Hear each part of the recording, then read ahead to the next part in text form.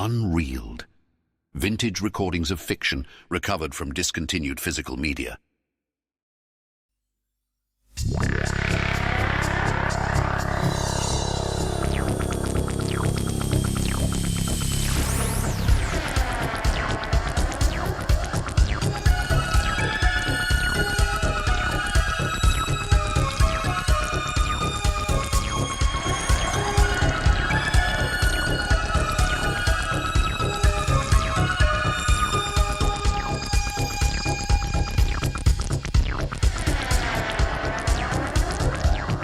The Demon Headmaster by Gillian Cross. Read by Terrence Hardiman.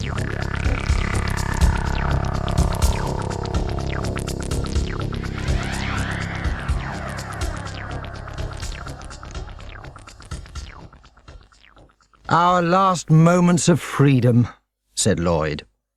He glowered at Harvey's model aeroplanes neatly ranged on top of the bookcase. She'll be sticking up pictures of flowers and ballet dancers when she comes, I bet.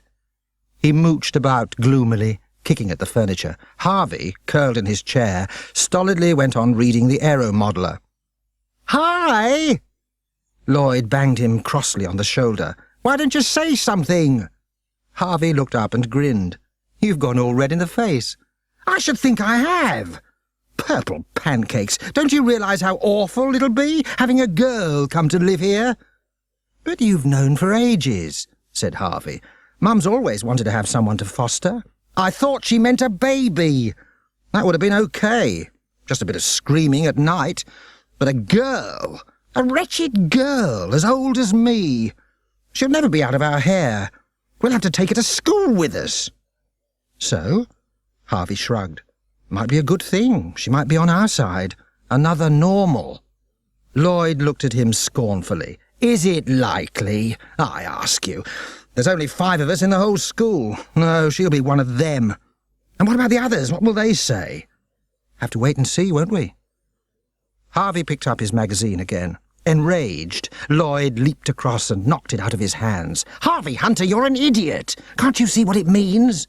We'll have a little goody-goody about the place all the time, going on about how wonderful school is and how wonderful the headmaster is. I can't bear it. It'll be like having a spy in the house. For a moment, Harvey looked troubled. Then he brightened. Might not be as bad as that. If she watches us, we could watch her too. You never know. We might actually be able to discover something, find out what's going on. Lloyd stopped pacing the room and stared coldly at him. I've told you 100 times, that's crazy. It'll just get us into trouble. We've worked out a good system for having a quiet life. I don't want anyone interfering with it. But don't you ever wonder, said Harvey. I do. In the afternoons. I sit and stare across at the hall and wonder what the rest of them are doing and why they're so— Shut up! Lloyd caught him by the shoulder and shook him hard. I've managed to keep you out of real trouble ever since you came to the school, and jolly difficult it's been. 4 years of watching and being careful. I won't have you mucking everything up now. You just behave yourself and— Okay. Scarlet in the face from the shaking, Harvey held up a hand to push Lloyd away. Keep your hair on. You don't want to be looking like a raging demon when she gets here. Coolly, he picked up his magazine and started to read again. Lloyd stared at him in disgust, and then resumed his restless, furious pacing round the room. They're such a nice, normal family, said Miss Wilberforce encouragingly, as the car jerked to a stop at the traffic lights. I'm sure you'll like living with them, Dinah. Lloyd and Harvey, the 2 boys, are very sensible and ordinary. It's a pity you couldn't meet them beforehand, but I'm sure you'll get on. Yes, Miss Wilberforce, said Dinah. Of course it's hard on you, having to change schools. I hope you won't find the work too difficult. You just have to put your back into it. Yes, Miss Wilberforce. Miss Wilberforce sighed and looked round at her, taking one hand off the steering wheel. You don't seem very relaxed, dear. Are you perhaps just a tiny bit afraid, No, Miss Wilberforce. Miss Wilberforce sighed again. Oh, well, we're here now. She steered the car in towards the curb. Let's go in and meet them all. Dinah climbed out and stood stiffly on the pavement while Miss Wilberforce got her case out of the boot. Then the two of them marched up the front path of the Hunter's house, and Miss Wilberforce rang the doorbell. "Don't worry if you feel a bit strange at first," she whispered. "They'll do their best to make you feel at home." The door opened. "Dinah, dear, how nice to see you again," said Mrs. Hunter. She held out her arms and gave Dinah a friendly hug and kiss. Dinah's body stayed quite stiff. "Come in and take your coat off. The boys are dying to meet you." "Oh," said Dinah. "I'm sure Dinah's looking forward to meeting them too," said Miss Wilberforce. "But she's bound to be a bit shy, aren't you, dear?" "No," said Dinah. Mr. Hunter grinned at her. "At least you know your own mind. Go into the living room. I'll call the boys." Dinah went in and sat on the edge of the sofa. Her eyes flicked from side to side of the room. It was just what she had expected. 3-piece suite, television, a shelf of ornaments, a very ordinary room. She sighed softly. Then she sat up straighter as everyone else came in. "Here they are," said Mrs. Hunter. "Lloyd's the big one, and Harvey's the little fat one." "Cheek," protested Harvey. Dinah looked them up and down. Lloyd was taller than she was, with a mop of wild hair and a cocky look. Harvey was roly-poly and cheerful. There did not seem to be anything special about either of them. She held out a cold, rigid hand. "Hello." "Hello," said Lloyd back. He stared down at her hand, but he did not take it. She was even worse than he had expected. A pale, pinched face and 2 stringy plaits. She looked just like a wooden doll. She gazed awkwardly at the two of them, and they gazed back. "I'll tell you what," said Mrs. Hunter briskly. "I'm sure you'll get on better without a lot of grown-ups breathing down your necks. Why don't you boys grab some tea from the kitchen and take Dinah into the playroom? Then you can get to know each other properly. Off you go." With excessive politeness, Lloyd held the door open for Dinah, while Harvey went out to the kitchen for some food. A few moments later, the 3 of them were sitting round the playroom table, silently eating sandwiches. "Have another cheese sandwich, Dinah?" Lloyd held out the plate. "No, thank you." "How about peanut butter?" said Harvey helpfully. "No, thank you." "Another glass of Coke?" Lloyd picked up the bottle. "No, thank you."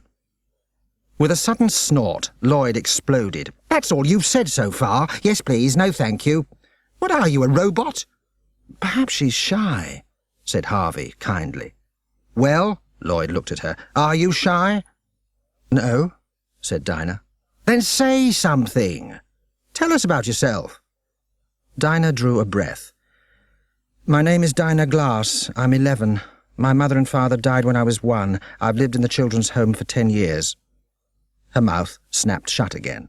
"Suffering crumpets!" Lloyd made another clutch at his chaotic hair. "She is a robot." Harvey smiled at her encouragingly. "No, she's not. Go on, Dinah, say some more. Aren't there any questions you want to ask us?"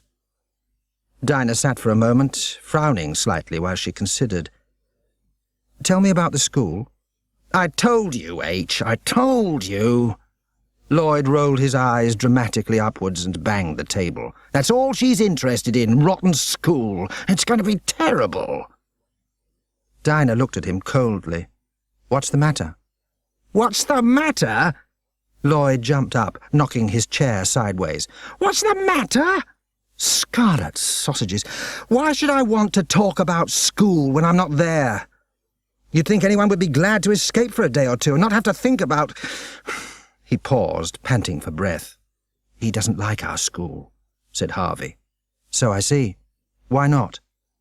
Lloyd looked craftily at her. "Guess. What's the worst thing you can imagine in a school?" With one finger, Dinah rubbed the end of her nose thoughtfully.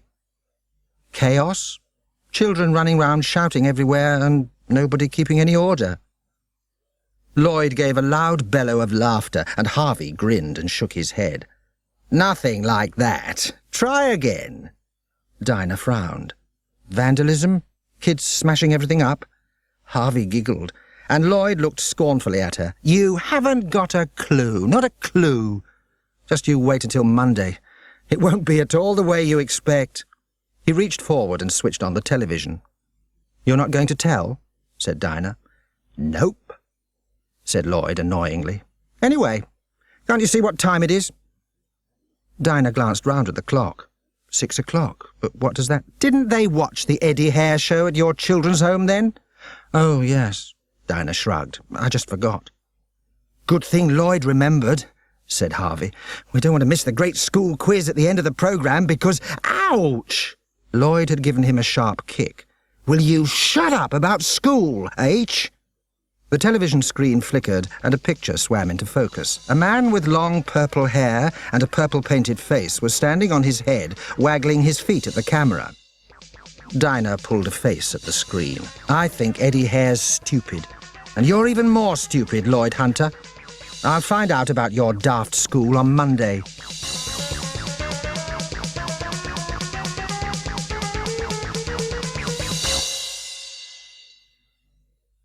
For the rest of the weekend, Dinah avoided Lloyd and Harvey even harder than they avoided her. Whenever Mrs. Hunter sent them to play with her, she was curled on her bed, reading a book and not wanting to be disturbed. They hardly spoke to her again until Monday morning. Then, when they clattered down the stairs late for breakfast, she was already sitting at the table, neat and prim in a white blouse and a blue skirt and jumper. Lloyd stared at her. What's that you're wearing? School uniform, from my old school. Harvey was looking worried. The headmaster won't like it. He sat down and heaped sugar onto his porridge. All green he likes. We all have to be green. Or else, said Lloyd with relish. Dinah ate her last spoonful of porridge and folded her napkin precisely. Or else what? You'll see, Lloyd muttered darkly. Pass the sugar, H. We don't want to be late. Or else, said Dinah sweetly. She looked at them over her cup as she drank her tea. Scared? I'm not scared of anyone, blustered Lloyd, not even the headmaster. Bet you are, said Dinah. Bet I'm not. Dinah smiled annoyingly. I am, said Harvey calmly. I'd be a fool if I wasn't. Shut up, said Lloyd sharply. Don't tell her a thing. Let her find it all out for herself. Mrs. Hunter bustled in. Hurry up, hurry up. She flapped round the room. You'll all be late if you don't go in 5 minutes. I wish I could come with you, Dinah, dear, but the gas man's coming and I daren't go out. We'll freeze to death if we don't get the central heating mended soon. That's all right, said Dinah politely. I've written a letter to the headmaster, and the boys will take care of you. They know. Oh, Harvey, do get your coat on. Shoving and nagging, she pushed them out of the front door, and they walked up the road in an awkward threesome. Dinah was on the outside, so that she had to step into the gutter, trailing her feet through frosty leaves whenever they passed anyone. Lloyd kept as far from her as he could, and watched her carefully out of the corner of his eye. As they approached the school, they began to see groups of children, all neatly dressed in green, with white shirts and striped ties. They walked sedately along the pavement without laughing or joking, and Dinah looked at them curiously. Funny, she said. Don't they play or fight or anything on the way to school? Never, said Lloyd. As the school came in sight, he and Harvey fell into step, marching with their eyes straight ahead. Faster, said Harvey anxiously. I've got to take the registers round, remember? The headmaster told me on Friday. Lloyd groaned. Why didn't you say, you idiot? You'll be late. We could run, murmured Dinah. No, we couldn't, snapped Lloyd. No one runs. She opened her mouth to say something and then shut it again as they reached the school gates. Without any comment, all the children had stopped. Taking combs out of their pockets, they combed their hair neatly, put their hats straight, and smoothed their ties. Dinah stared. Lloyd was dragging a comb through his unruly curls, and Harvey twitched nervously at the lapels of his blazer. Will I do? He won't complain? You're fine. Lloyd clapped him on the back. Perfect. And I think you've just got enough time for the registers. Go in and do it as quietly as you can so no one notices you started late. With a nod, Harvey plodded round to the playground behind the school and began to walk up the steps into the building. Dinah glanced at him as she and Lloyd followed. Why was he worried? I thought he was quite tidy before he combed his hair. You would, muttered Lloyd. You don't understand. I just hope he gets the registers out without trouble. Why should there be any trouble about registers? That's silly. Lloyd opened his mouth to answer her, but before he could say anything, a tall, fair-haired boy came slouching across the playground towards them. He did not seem in any hurry, but as soon as he was close to Lloyd, he whispered with great urgency, "Quick! What was Harvey doing going into school? I tried to catch his eye, but he didn't see me." "That's okay, Ian," said Lloyd. "He's gone in to do registers." "Registers?" Ian seemed horrified. "Rose came out and told Sharon to do them because it was so late. She said the headmaster wouldn't have anyone else in there before school started." "Oh, no!" gasped Lloyd. "Orange onions with silver skins! I'd better go in and try to get him out before anyone sees him." "It won't matter, surely," said Dinah. "If anyone sees him, they'll just send him out again." Lloyd and Ian looked contemptuously at her. "You'll see," said Lloyd. "Here." He fished his mother's letter out of his pocket. "Take this. I've got to go and look for Harvey." Without another word, he was off, hurrying up the steps into the school. Ian turned away, and Dinah was left standing all alone in the playground, shivering in the bitter, wintry wind. She looked thoughtfully up at the school. At one window she could see a motionless figure in a green blazer with a large white P sewn onto one pocket. It was gazing through the window, but not at her. Its eyes were fixed on the steps up which Harvey and then Lloyd had just hurried.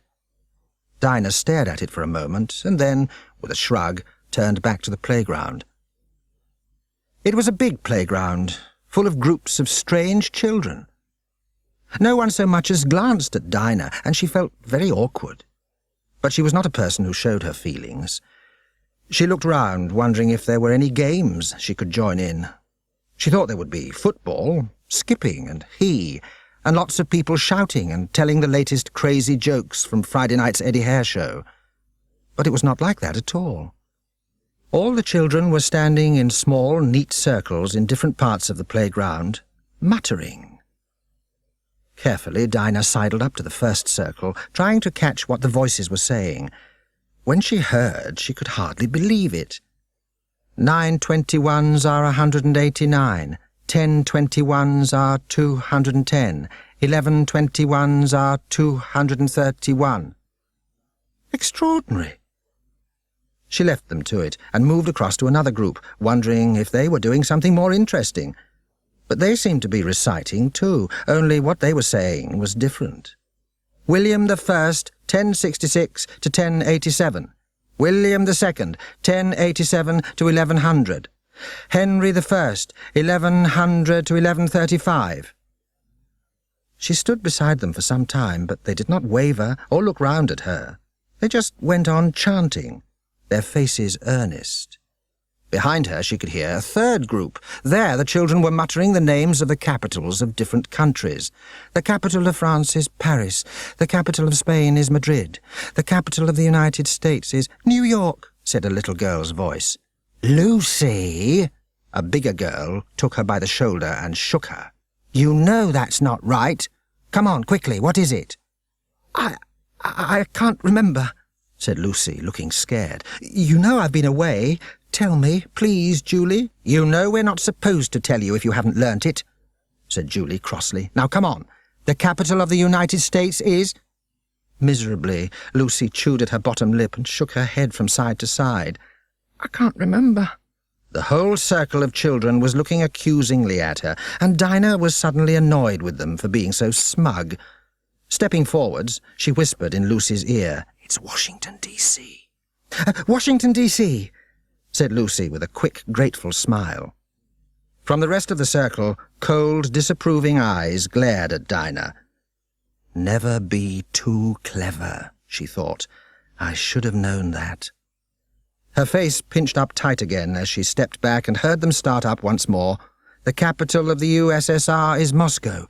The capital of Brazil is... Woodenly, Dinah walked on round the playground, waiting for the bell to ring or the whistle to go. But there was no bell, no whistle.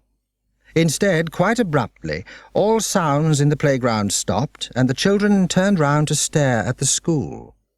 There on the steps stood a row of 6 children, 3 boys and 3 girls. They were all tall and heavily built, and they were marked out from the others by a large white P sewn onto their blazer pockets. Without smiling, the tallest girl took a pace forwards. Into the silence she yelled, Form lines! Yes, Rose, said all the children in perfect unison.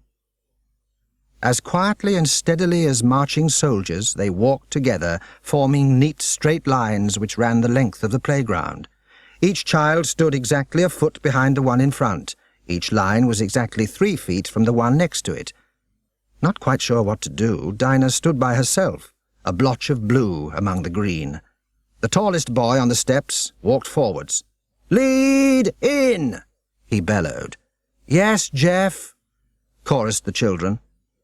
Still in total silence, they began to march forward, row by row, up the steps and through the door into the school, their eyes fixed straight ahead and their feet moving in step. There was no giggling or whispering or pushing. The whole thing was utterly orderly, the only sound being the steady tramping of feet. Dinah continued to stand still, watching, until the playground was almost clear. As the last line marched off, she tacked herself onto the end of it and walked towards the school.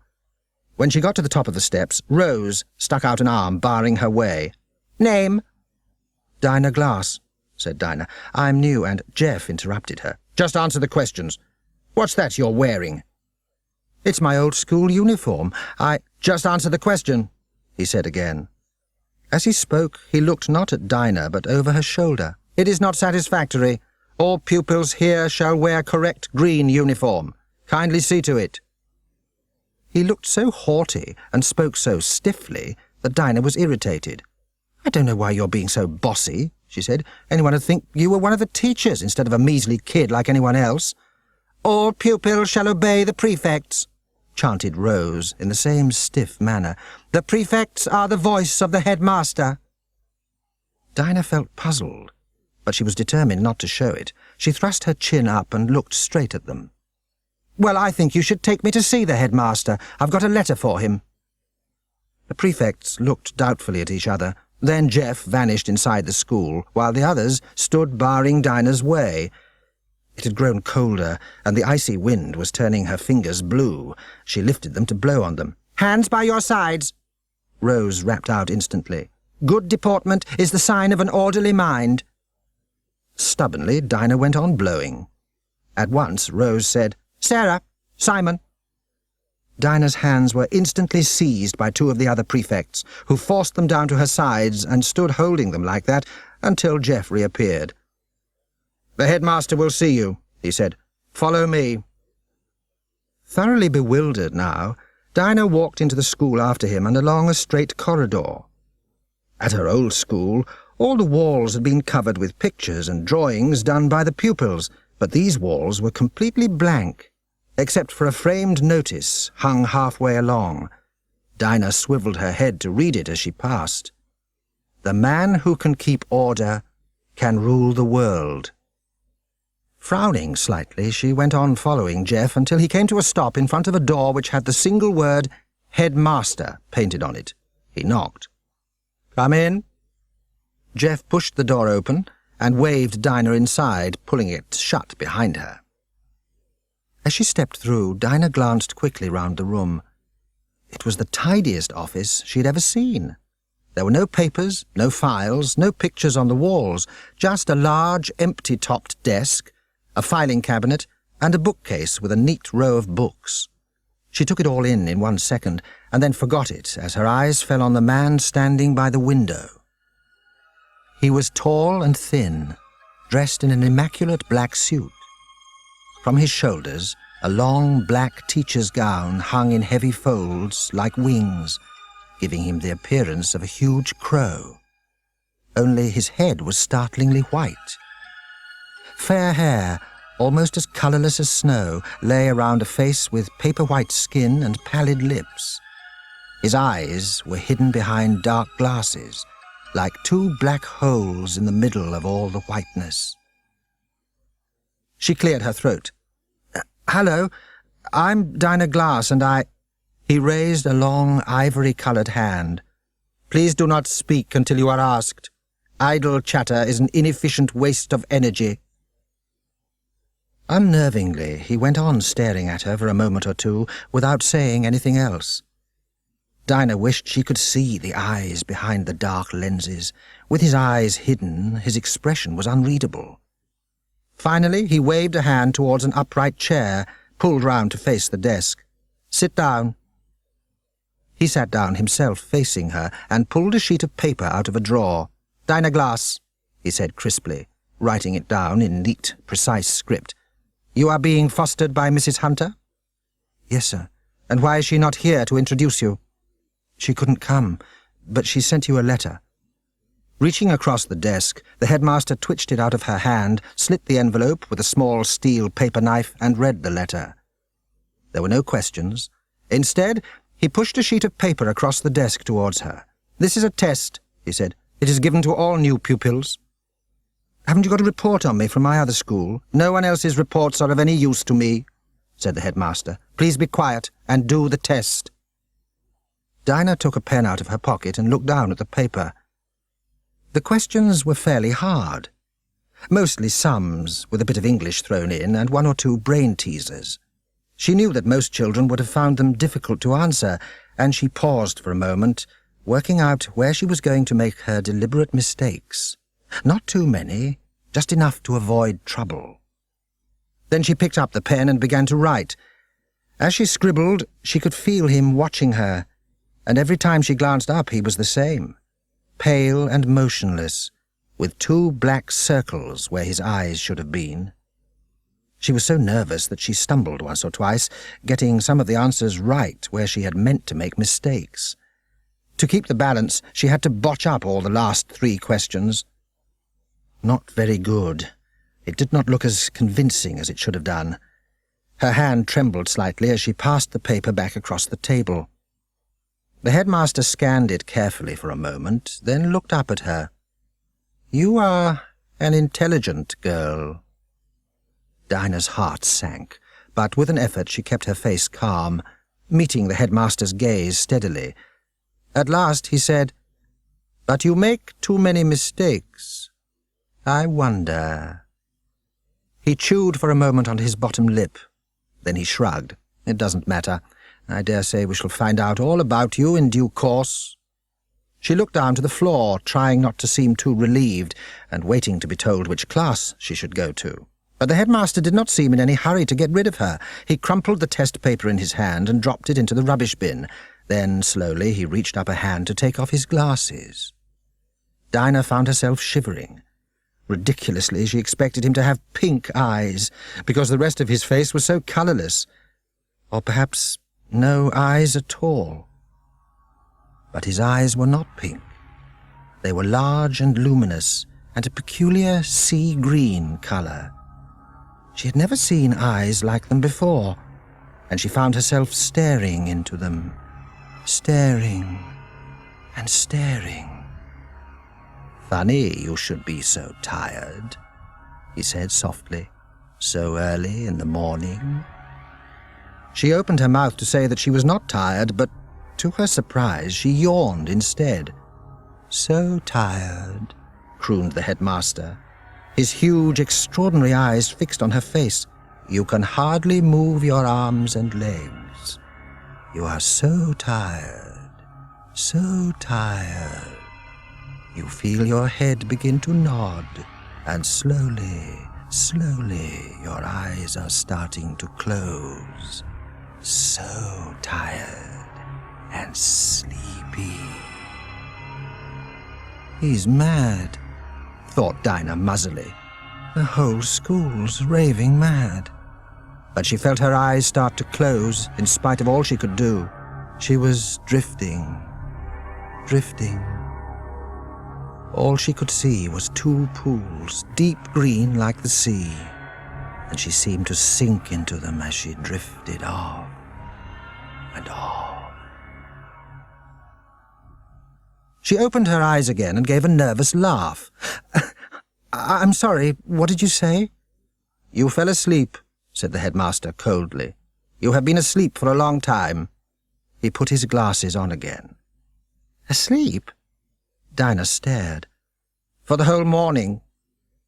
She looked at him in bewilderment, and then glanced round at the clock on the wall. To her amazement, the hands pointed to 12 o'clock. "But I don't understand." "Perhaps you should go to bed earlier," he said with a strange smile. "Now go and have some dinner. The dining hall is at the end of this corridor. After dinner you will go into the hall with Class 1. Still puzzled, Dinah nodded. The headmaster looked disagreeably at her. Your uniform is not what I require. It's what I had for my other school, when I was at the children's home. His lips narrowed. I dislike argument.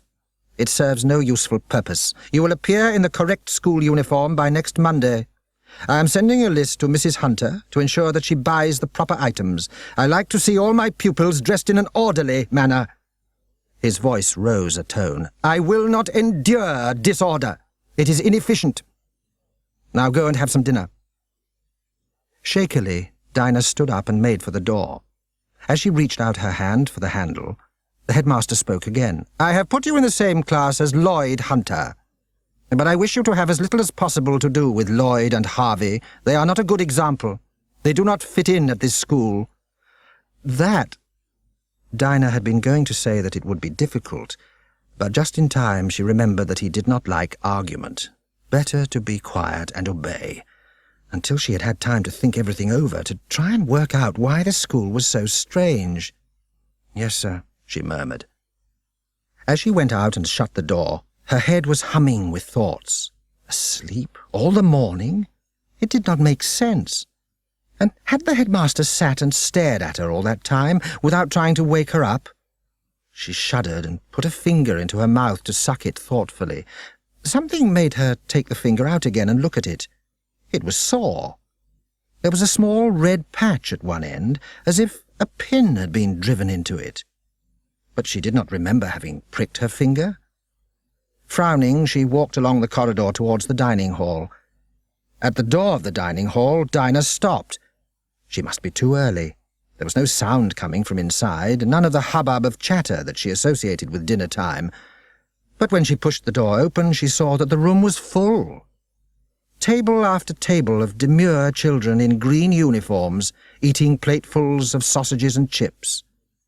Going to the counter, she collected a tray and looked round for Lloyd and Harvey. It was easy to see them. Although the dining hall was crowded, the table they sat at was half empty. The two of them were sharing it with Ian and two girls, one tall and red-haired, and the other short and chubby. The remaining 5 seats were vacant. Dinah walked across and sat in one of them. No one spoke to her. Harvey gave a shy smile, but Lloyd scowled and looked away, and the others all stared at her in a hostile way. Dinah chewed calmly for a moment before she said anything. Then she turned to Lloyd. I'm in your class. Oh, good, said Lloyd sarcastically. Where have you been all morning, then? Went to see the headmaster. Lloyd and Harvey exchanged glances, and Ian looked at her curiously. What do you think of him? He said. Dinah opened her mouth to say that she thought he was creepy and peculiar.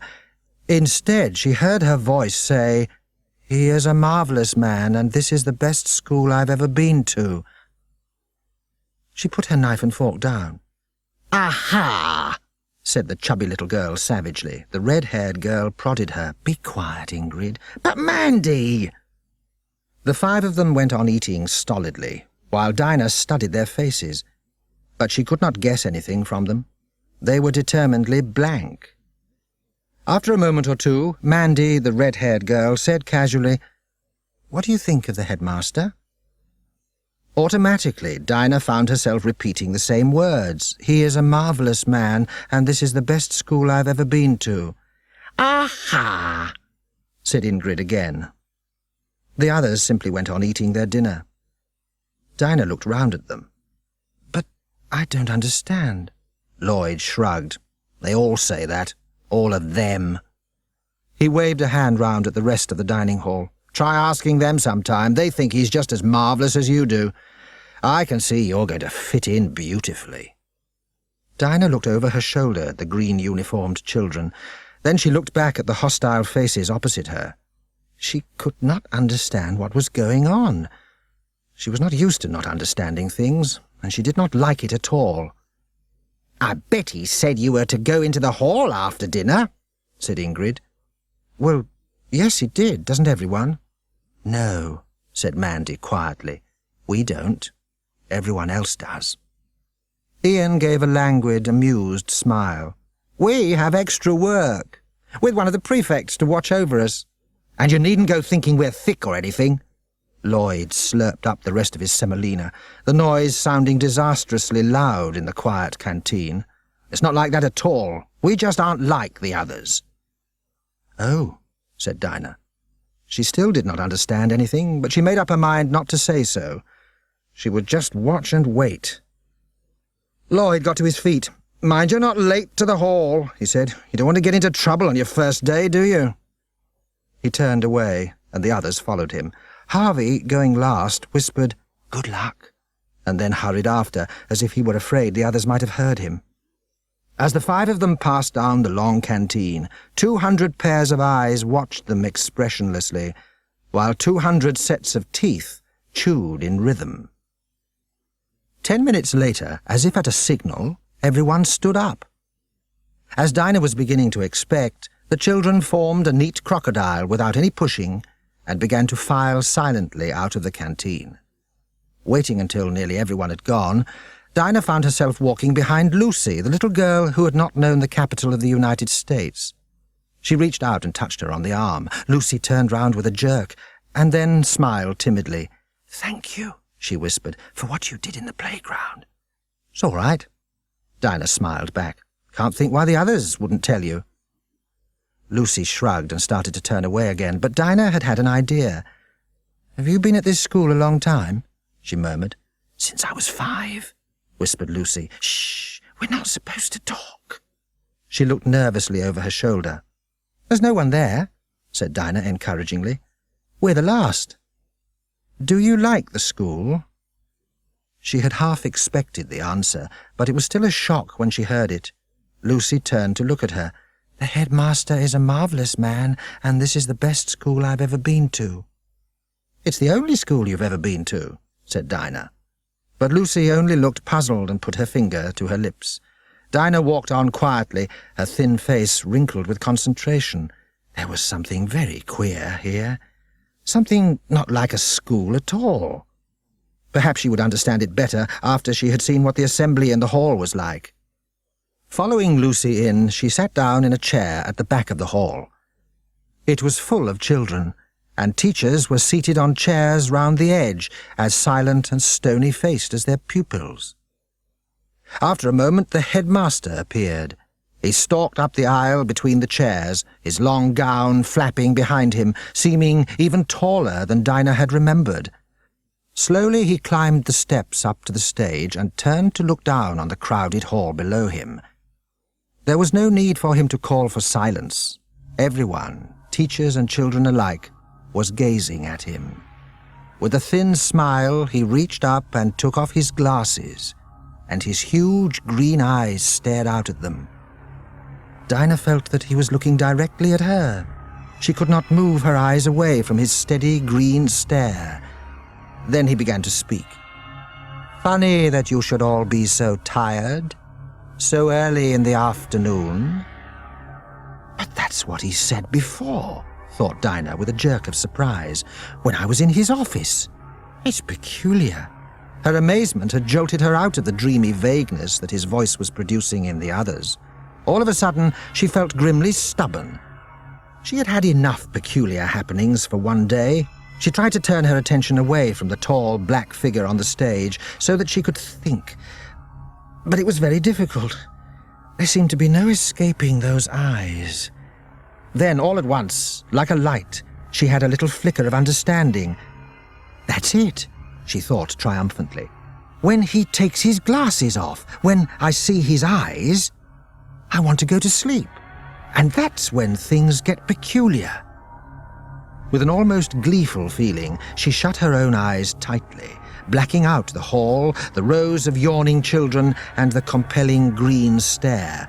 This time she would not get caught.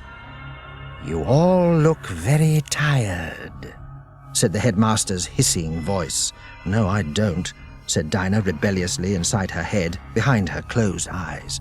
"So tired," he went on. "Your hands and feet are heavy, and your eyelids are like lead." "No, they are not," Dinah thought ferociously. She turned her head sideways and with great caution opened one eye. All around her she could see heads starting to nod. Children were rubbing their eyes. Teachers were giving huge, uncontrollable yawns. Then, gradually, the eyelids closed. Dinah shut her own eyes again and listened. "You are asleep," the headmaster hissed down the hall. "Ha ha, no, I'm not," Dinah's inside voice said rudely and triumphantly. She was going to do it. She was going to get the better of him. "When you wake up," his voice went on silkily, "you will remember that you saw a film about ants.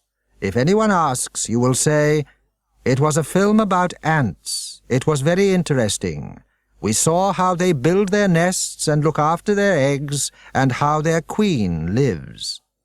If you are asked any more questions, you will say, 'I don't remember.' Now, repeat that, please. What did you do in assembly today?" The children started. It was a film about ants. Their voices wooden, in perfect unison. Dinah joined in, trying to sound as lifeless as the rest of them, but all the time she was gloating because she knew that what she was saying was a lie, even if she did not understand why she was supposed to be lying. As the children stopped speaking, there was a pause, and, unable to resist the urge, Dinah opened her eyes a fraction to glance at the rows and rows of apparently sleeping children, their faces turned to the front and their hands clasped in their lap. There was something sinister about the sight, and before she could stop herself, she shuddered. Instantly she closed her eyes tightly and dropped her head forward, imitating theirs, but it was too late. From the front of the hall she heard heavy footsteps coming down the aisle towards her. "Dinah Glass, open your eyes," said the headmaster's voice softly. Mechanically she opened them, letting her gaze settle on a distant point, way past the headmaster, hoping that he would think she was asleep. She could not see his face, but for a moment she thought that she had succeeded in deceiving him. He stood perfectly still, watching her. Then she heard him say, "Your left arm is completely numb. You can feel nothing." "Oh, yes, I can," her mind said obstinately, a split second before she realized what he was going to do. He leaned forward, and she felt a sharp pain darting into her left forearm. Unable to stop herself, she winced, looking down to see him pull out the pin with which he had pricked her. "As I thought," he said sharply, "pretending. Look at me, Dinah, when I'm speaking to you." She went on looking stubbornly at the floor. "Look at me!" This time his voice was loud and threatening. Frightened in spite of herself, Dinah looked up. He was staring straight at her, a lock of pale hair falling over his forehead, and his green eyes wide and translucent. "I can see that you are not yet accustomed to our ways," he said more quietly. "I hope you are not going to be a person who won't cooperate with me." "It depends what you want," said Dinah coldly. "But it's not what I want. It's what you want." "What I want?" "Yes," he crooned. "What you want. You want to go to sleep because you're so tired. So very, very tired."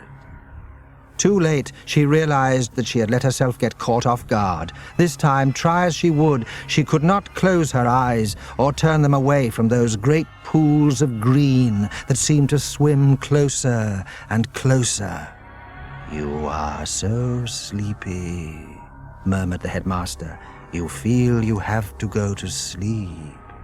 "I'll forget it all," Dinah thought frantically. "I'll forget everything I've discovered. What a waste." As her eyelids began to droop, she gathered all her energies together to try and fix something in her mind. Remember it. Remember it. Hypnotism. Hypnotism. Hypnotism. Grimly, she struggled to concentrate. Remember it. Remember it. Hypnotism.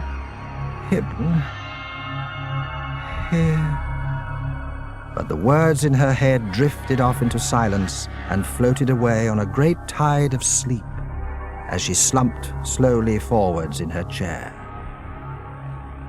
This time she did not feel a thing when the headmaster stuck the pin into her arm.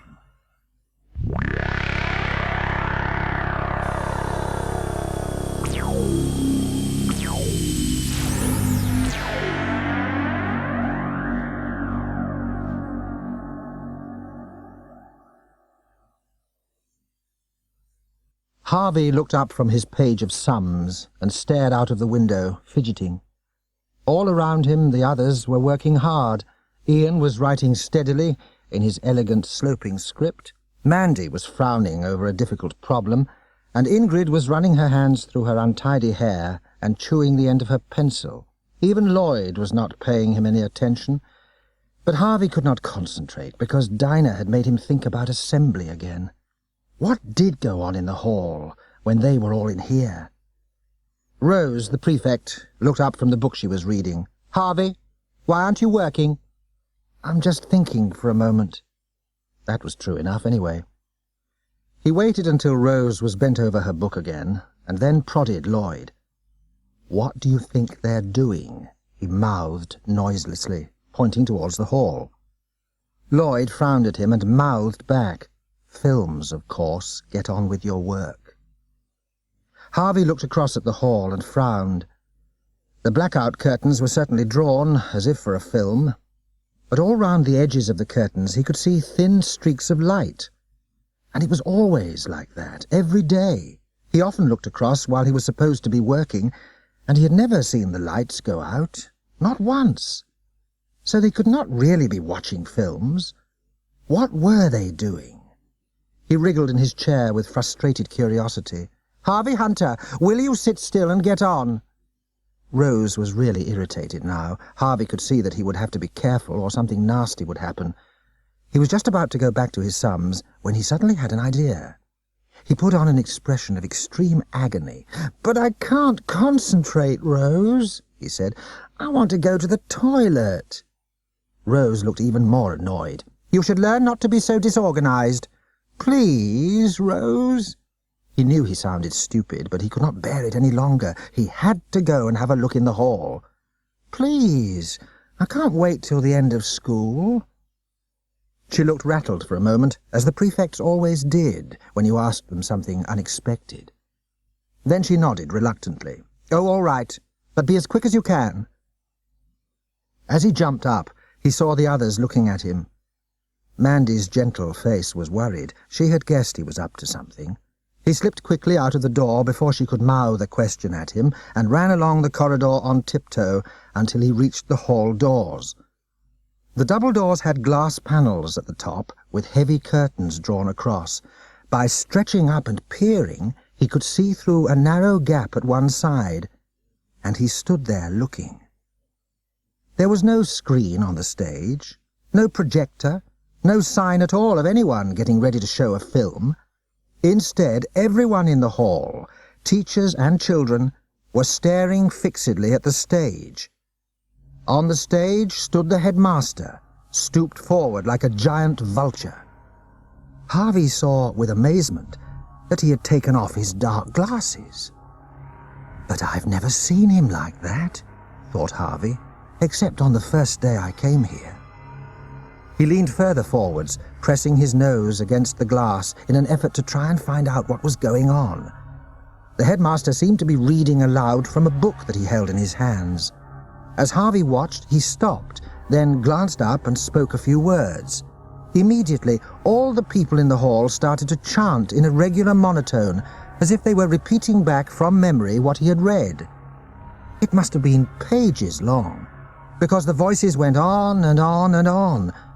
But struggle as he might, Harvey could not make out more than a few words. He caught system several times, and once a number, -26.9. But none of it made any sense, and still the voices went tirelessly on. It was tempting to stay, to try to find out more, but just in time Harvey remembered that he would spoil his excuse if he did not get back quickly. Gnawing his bottom lip, he hurried away along the corridor. He did not look back. If he had, he would have seen Jeff slide out from behind a tall bookcase beyond the hall doors and stare after him with a gloating smile on his face. But it never occurred to him to glance over his shoulder. He was too busy getting back to the classroom. As he let himself in, Rose scowled at him. "You were too long." "Sorry." He slid into his chair. Better write hard for a bit, until she had stopped watching him. He scratched away industriously, keeping an eye on her under his eyelids. When he was certain that she was deep in her book, he scrawled a message on a spare piece of paper. They weren't watching films, so sucks. They were listening to the headmaster. With great care, he flicked it across onto Lloyd's desk.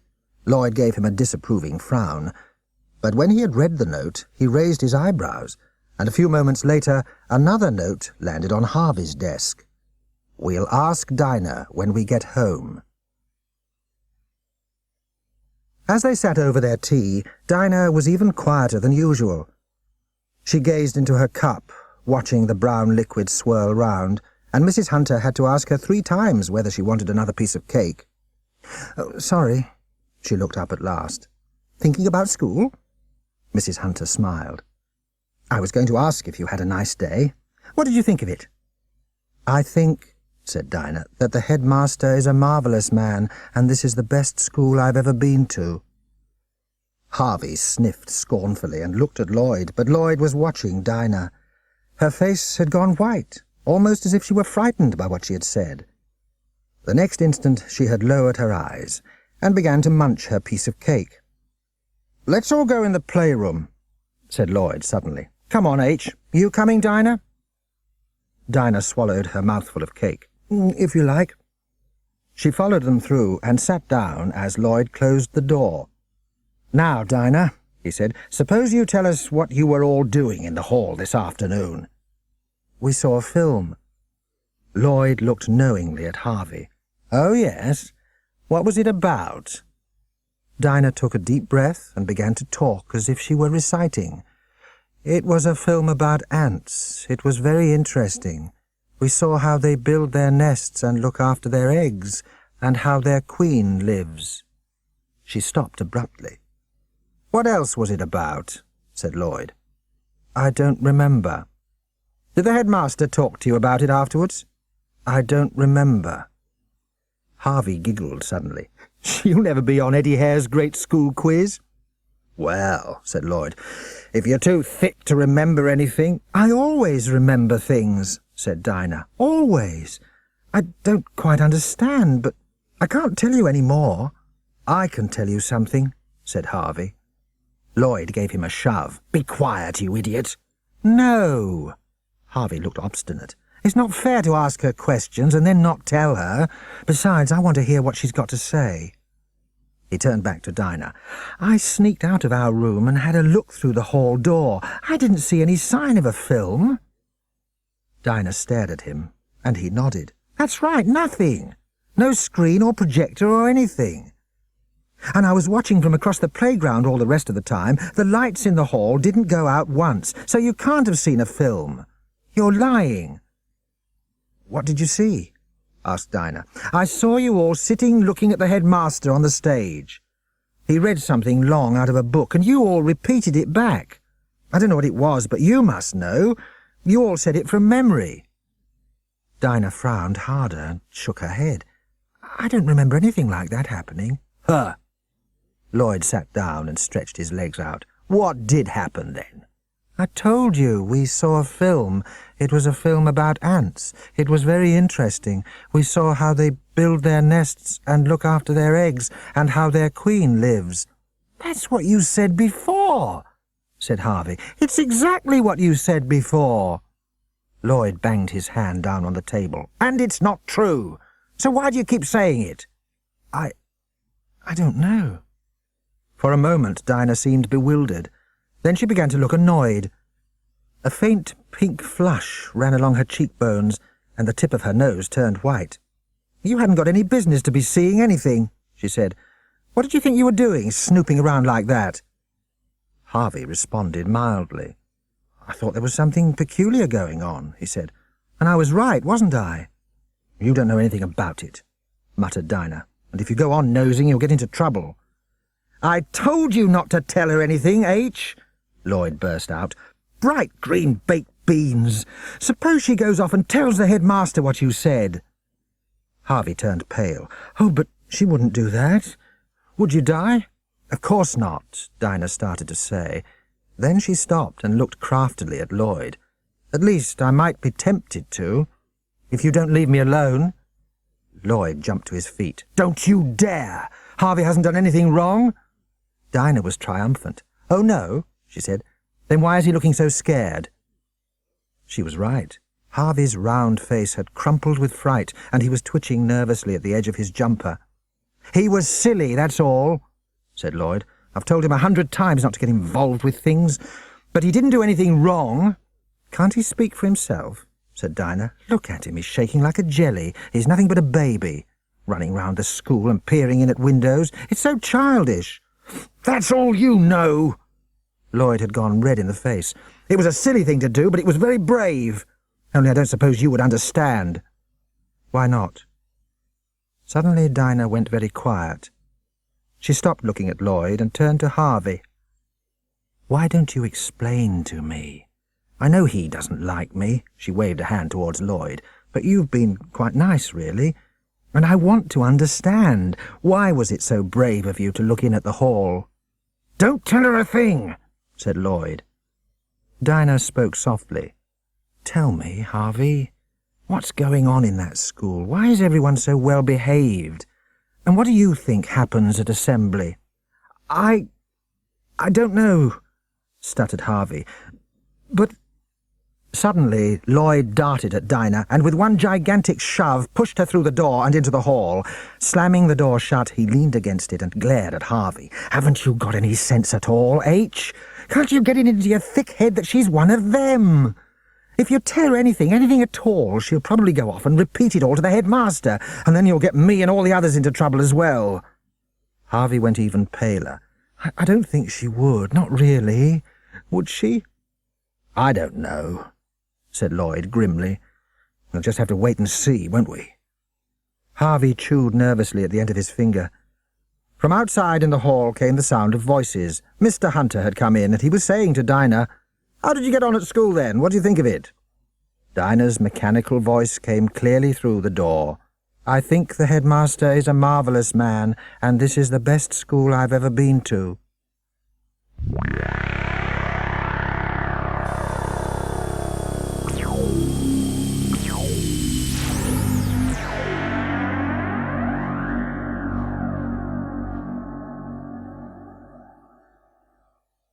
Dinah sat up in bed for a long time that night, a stiff little figure in a white nightdress, hugging her knees.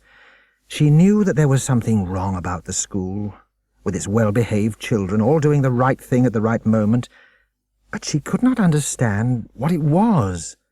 And she knew that she did not like the headmaster at all. She could not understand why she kept saying how wonderful he was.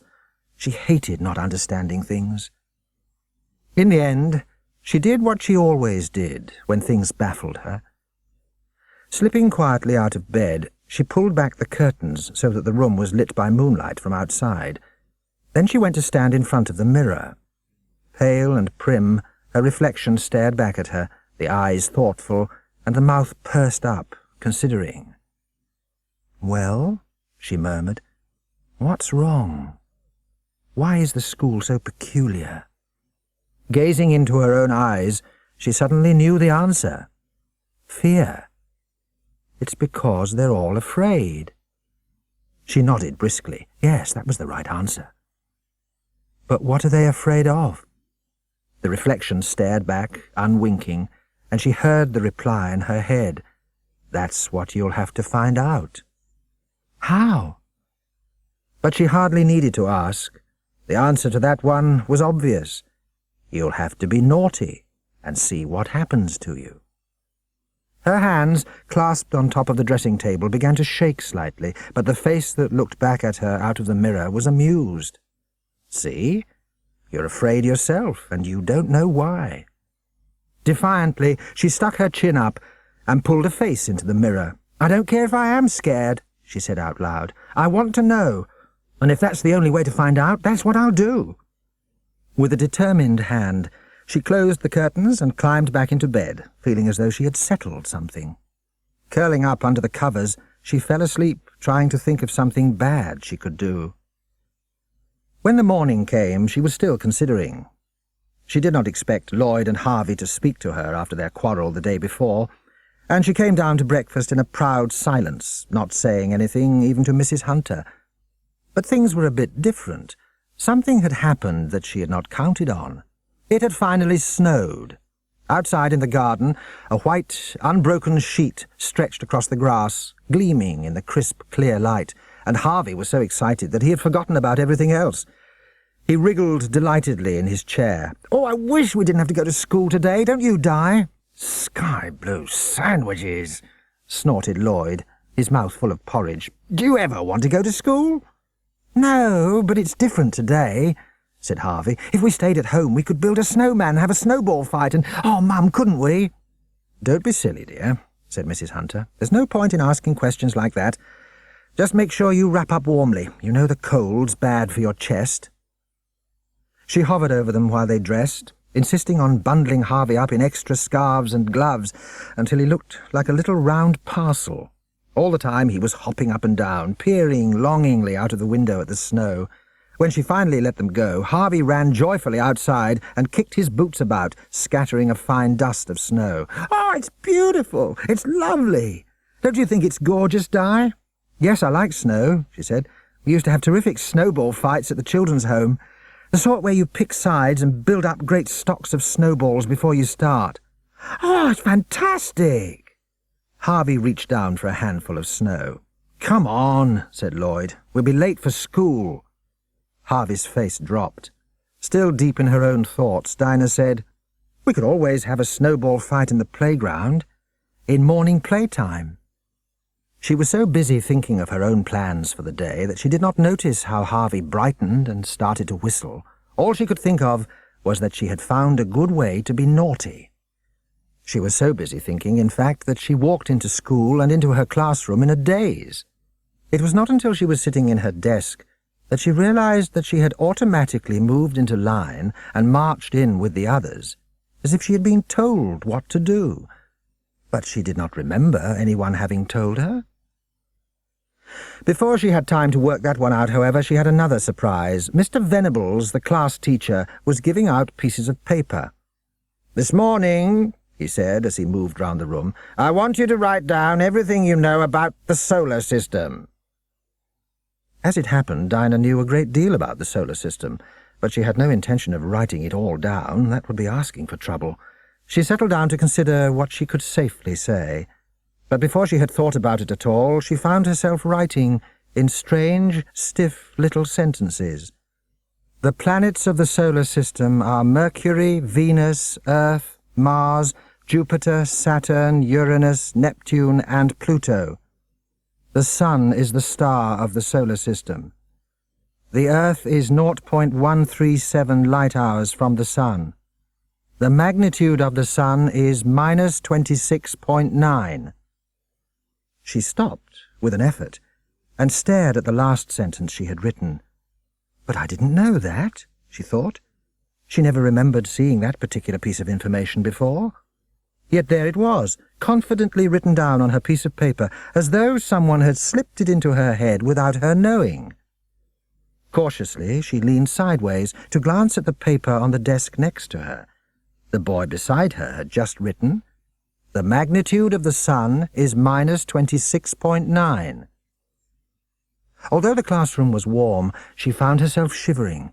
Everyone in the room was scribbling busily, and she was suddenly sure that they had all just written, "The magnitude of the Sun is minus 26.9.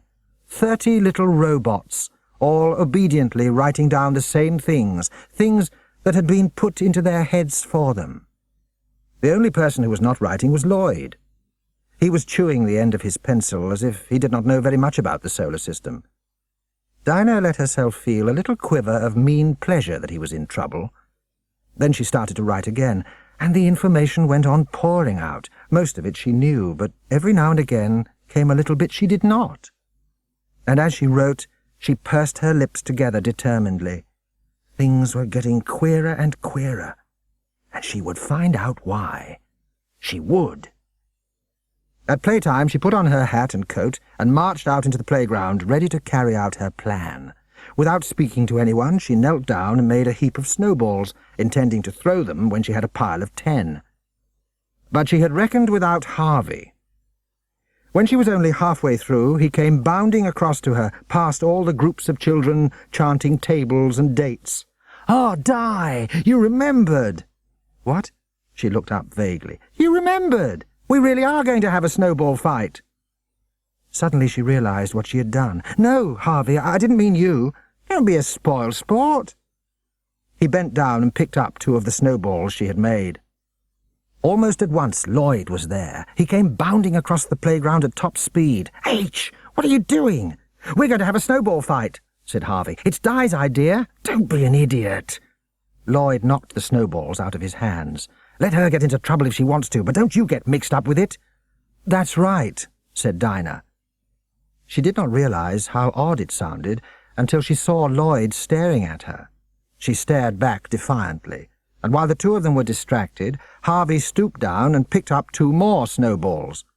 "I think you're both rotten," he shouted, "and I will have a snowball fight. The snow might be all gone by tomorrow." His yell sounded eerily loud among the mutters in the background.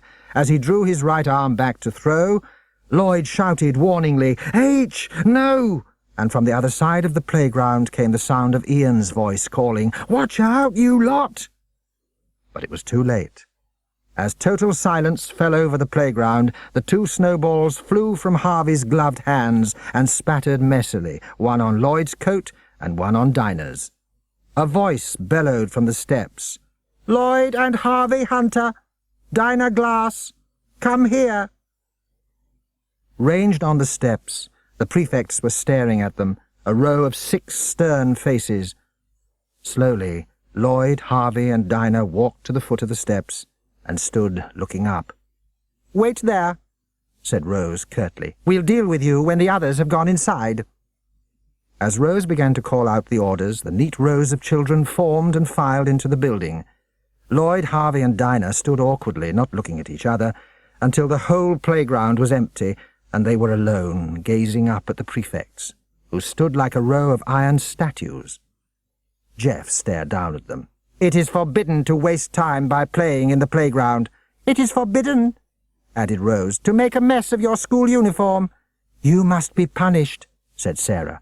"In a suitable manner," finished off Simon, smiling slightly. Drawing together, the prefects whispered for a moment, and then Rose turned to them again.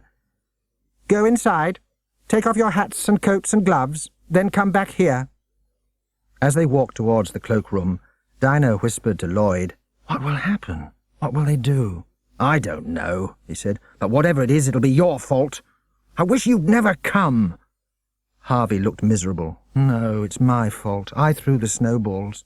And whatever they do, it'll be terrible." When they came out of the door again, 4 of the prefects had gone. Rose was standing looking out over the playground with a pleased smile on her face, and Jeff was by her side, holding 3 long-handled brooms. "Now," he said, "you're very lucky. We've decided to be kind to you." Lloyd and Harvey looked uneasily at each other. Rose's smile broadened. "Because you're so fond of playing with the snow, we're going to let you have some more of it." Jeff held out the brooms. "You will each take one of these, and you will sweep all the snow from the playground into a heap. Then," he looked at Rose with a grin, "you will make the whole heap into a pile of snowballs." For a second Harvey looked perplexed, but Lloyd burst out, "Aren't you going to let us put on our coats and things?" Rose went on smiling. "Certainly not." "But you can't do that. Harvey's got a weak chest. He could be ill. Silence." "Suppose," said Dinah, "we say no." Rose and Jeff looked at her as if she had said something unbelievably stupid. Together they chanted, "The prefects are the voice of the headmaster. They must be obeyed." Then Jeff thrust the brooms at them. "Get sweeping." Resigned, Lloyd and Harvey trailed off down the steps, dragging their brooms after them. Dinah lingered rebelliously for a second or two, then joined them at the far end of the playground. "Let's do it as quickly as we can," she said. "Perhaps that'll keep us warm." Lloyd snorted. "Don't know why you're so cheerful. None of this would have happened if you hadn't started talking about snowball fights." He banged his broom crossly into the snow and began to sweep, pushing it into a great white mound in front of him. For the first 10 minutes or so it was not too bad. The exercise kept them fairly warm. But then the wind started to blow, scattering the snow as they swept it and freezing their fingers.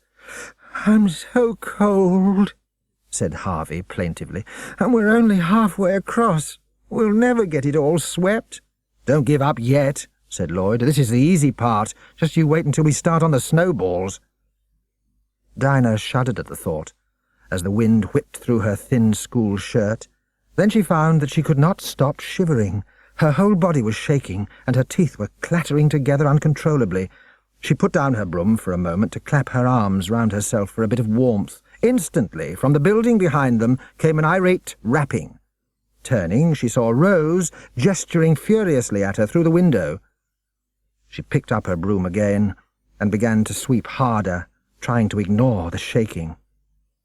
At last the snow was piled into a single heap, almost as tall as Harvey. The three of them laid their brooms down at one side and stared at it. Harvey was woeful. "I don't think I can do it," he said. "My hands are hurting." Lloyd watched him anxiously. His face had a bluish tinge, and he was starting to breathe wheezily. "Why don't you stop?" said Dinah. "Tell them you won't do it. I don't suppose the headmaster would be really angry. He must see." Then her teeth rattled together so hard that she could not go on speaking. Lloyd and Harvey said nothing, just looked at her as though she were completely idiotic, and bent down to start making snowballs. "Oh, all right," she said. "Be like that. I bet I can make snowballs faster than you." As soon as she touched the snow, she knew it was going to be a nightmare. Her hands were already painfully cold, but at least they had been dry up to now. The snow made them wet, and the cold wind whipping across stung them so that they felt almost as if they were burning. Anxiously, she wondered how long it would take before she got frostbite and her fingers started to turn black and drop off. It would not have been quite so bad if Lloyd and Harvey had been sympathetic, but neither of them spoke to her. Lloyd was making snowballs in a frenzy, trying to get through the huge heap as quickly as possible. If he looked at her at all, it was only to pull a disgusted face. And Harvey had started to cry. Without stopping work, he was sobbing with pain, his face growing red and raw now as the wind scoured the tears from his round cheeks. "I can't," murmured a voice in Dinah's head. "I can't, I can't, I can't." But all the time, mechanically, she went on making snowballs, until it seemed that she would never stop, as if she would go on until the end of the world, stooping, seizing a handful of snow, squashing it together in her agonized hands, and dropping it on the pile. They seemed to have been there for about 100 years, when Lloyd said suddenly, "2 or 3 more each, and we've finished." Glancing sideways at his watch, Dinah saw that it was not yet 12 o'clock. Gritting her teeth, she scrunched together the last couple of handfuls of snow and flung them triumphantly on top of the pile. "That's it. We've finished. Let's go inside and get warm." "Not yet," said Lloyd. "Look, they're coming to inspect us." Sure enough, the prefects, all 6 of them, were trooping down the steps from the school, marching in perfect time. They walked across the playground and stood in a half-circle round Lloyd, Harvey, and Dinah. "Not a very tidy heap of snowballs," said Rose. She looked sideways at Jeff, and his spotty face suddenly creased into a leering smile. "But you must have enjoyed yourselves," he said, "since you're so fond of snow. Do you think they've had enough snow yet, Rose?" She leered back at him. "Surely not. Not when they like it so much." Without warning, the line of prefects surged forwards in unison, their hands outstretched. Lloyd, Harvey, and Dinah were each seized by 2 prefects, who spun them round and knocked them forwards, face down in the snow. as Dinah's face crashed down into the hard, bald snow, her first feeling was one of despair. Snow slammed up her nose, into her eyes, and all down her front, soaking her clothes. It seemed like the last straw, and she nearly burst into tears. But by the time she stood up, she was furious and incredulous. Leaping to her feet, she began to yell at the prefects. "That's too much! You can't do that! I shall go and tell the headmaster. He'll punish you! You've got no right to treat us like that!" Very softly, Jeff started to laugh, and Rose, shaking with merriment, pointed a finger towards the school, where the window of the headmaster's office faced them. At the window was a pale face, its eyes hidden behind dark glasses. It stared out over the playground, apparently without expression. "So he knows, does he?" said Dinah. Her mouth set stubbornly. "Well, I'm not scared of him, even if the rest of you are. I shall go and tell him just what I think of him for letting something like this happen to a boy as little as Harvey." Her feet sounding loud on the cleared tarmac, she stamped across the playground and into the school, carried along by the force of her cold rage. Without stopping to consider what she was doing, she marched up to the door of the headmaster's office and hammered on it with both fists. Nothing happened. Crossly, she caught at the handle and rattled it, but the door was locked, and so heavy that it hardly moved. "I know you're in there," she shouted. "I saw you at the window, and I think it's disgusting. Fancy letting the prefects bully a little boy like Harvey. It might make him ill. You're inhuman." She paused. No sound came from behind the door, and for a second she felt completely helpless. Then at last her brain began to work. She smiled triumphantly, and went on speaking in a quieter voice. "Anyway, you won't get away with this. Even headmasters aren't allowed to do things like that. When we get home, we'll all tell Mr. and Mrs. Hunter, and there'll be a scandal. You'll be prosecuted." There was still no sound. But she did not care now that she had worked out what to do next. Her fingers were starting to hurt as the warmth of the building reached them, so with a final thump on the door, she began to run down the corridor towards the cloakrooms. If only she could wash them in warm water, she would feel better. And if there was something hot for lunch, even Harvey might be all right. She was making so much noise that she did not hear the office door open behind her. She did not look over her shoulder and see the pale face which stared after her. If she had, she would have been puzzled, because the face was smiling. "So, Miss Clever Glass," murmured the headmaster, "you have a soft spot for Harvey Hunter, have you? You're ready to protect him. Well, that might come in very useful. Yes, indeed. I must think about that." His smile broadened. "After this afternoon's assembly." And as he turned away, he laughed, softly and evilly.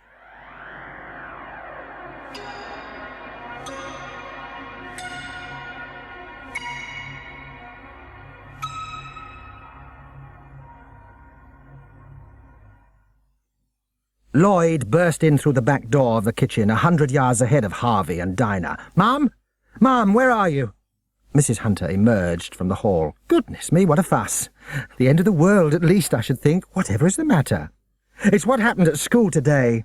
Lloyd slumped down into a chair. "It was simply terrible." Mrs. Hunter suddenly stopped looking sympathetic. "Now, Lloyd, I hope this isn't going to be one of your silly stories. You know what trouble we've had in the past with your lies. It's different this time." Lloyd was triumphant. "Dinah will tell you that it's true, and you'll believe her, won't you?" He turned round and waved a hand at Harvey and Dinah, who were coming through the door. "Well, Dinah certainly looks calmer than you do," said Mrs. Hunter. "She knows too," yelled Lloyd. "She'll tell you." "Don't shout, dear." "Oh, why don't you ask her?" "Yes," said Harvey. "Ask Dinah what happened at school today." "If you won't believe us," said Lloyd, "you'll believe her." Dinah was frowning, looking at the three of them in bewilderment. "Well, dear," said Mrs. Hunter gently, "tell me, what happened at school today?" In a perfectly calm, even voice, Dinah said, At school this morning, Harvey made snowballs and we all had a snowball fight. It was super. The headmaster made sure we all dressed up warmly in our hats and coats and gloves, and he gave us drinks of hot blackcurrant when we came inside. Lloyd stared at her. What? Harvey looked appalled. Dinah! Mrs. Hunter smiled comfortably. It all sounds very nice. Lloyd exploded. But you don't understand. It's not true. It wasn't like that at all. Be quiet. All at once, Mrs. Hunter was very angry. It's always the same, Lloyd. You and Harvey come back from school with silly, unbelievable stories, and whenever I ask any of the other children, I find it's all lies. I'm not going to make a fool of myself by complaining again. I don't think it's funny, even if you do. It's not meant to be funny. Lloyd glared at Dinah. She knows that. She's a filthy, foul traitor. She's the one who's telling lies, and that's enough. Mrs. Hunter banged her hand on the table. I don't blame Dinah for not wanting to join in with your silly games. You've been unpleasant to her ever since she came. I won't have it. This is her home now as well as yours, and you'll just have to get used to it. But not another word. It doesn't matter, Elle, said Harvey miserably. We ought to have known it would be like this. It's always like this. 200 people to say we're lying, whatever we say. We can't do anything about it. We can refuse to speak to traitors, said Lloyd hotly. Come on, H. Let's go to the playroom. There's a bad smell in this kitchen. He stamped out. Harvey stood in the doorway for a moment, looking at Dinah. How could you, he said reproachfully, when you know what it was like?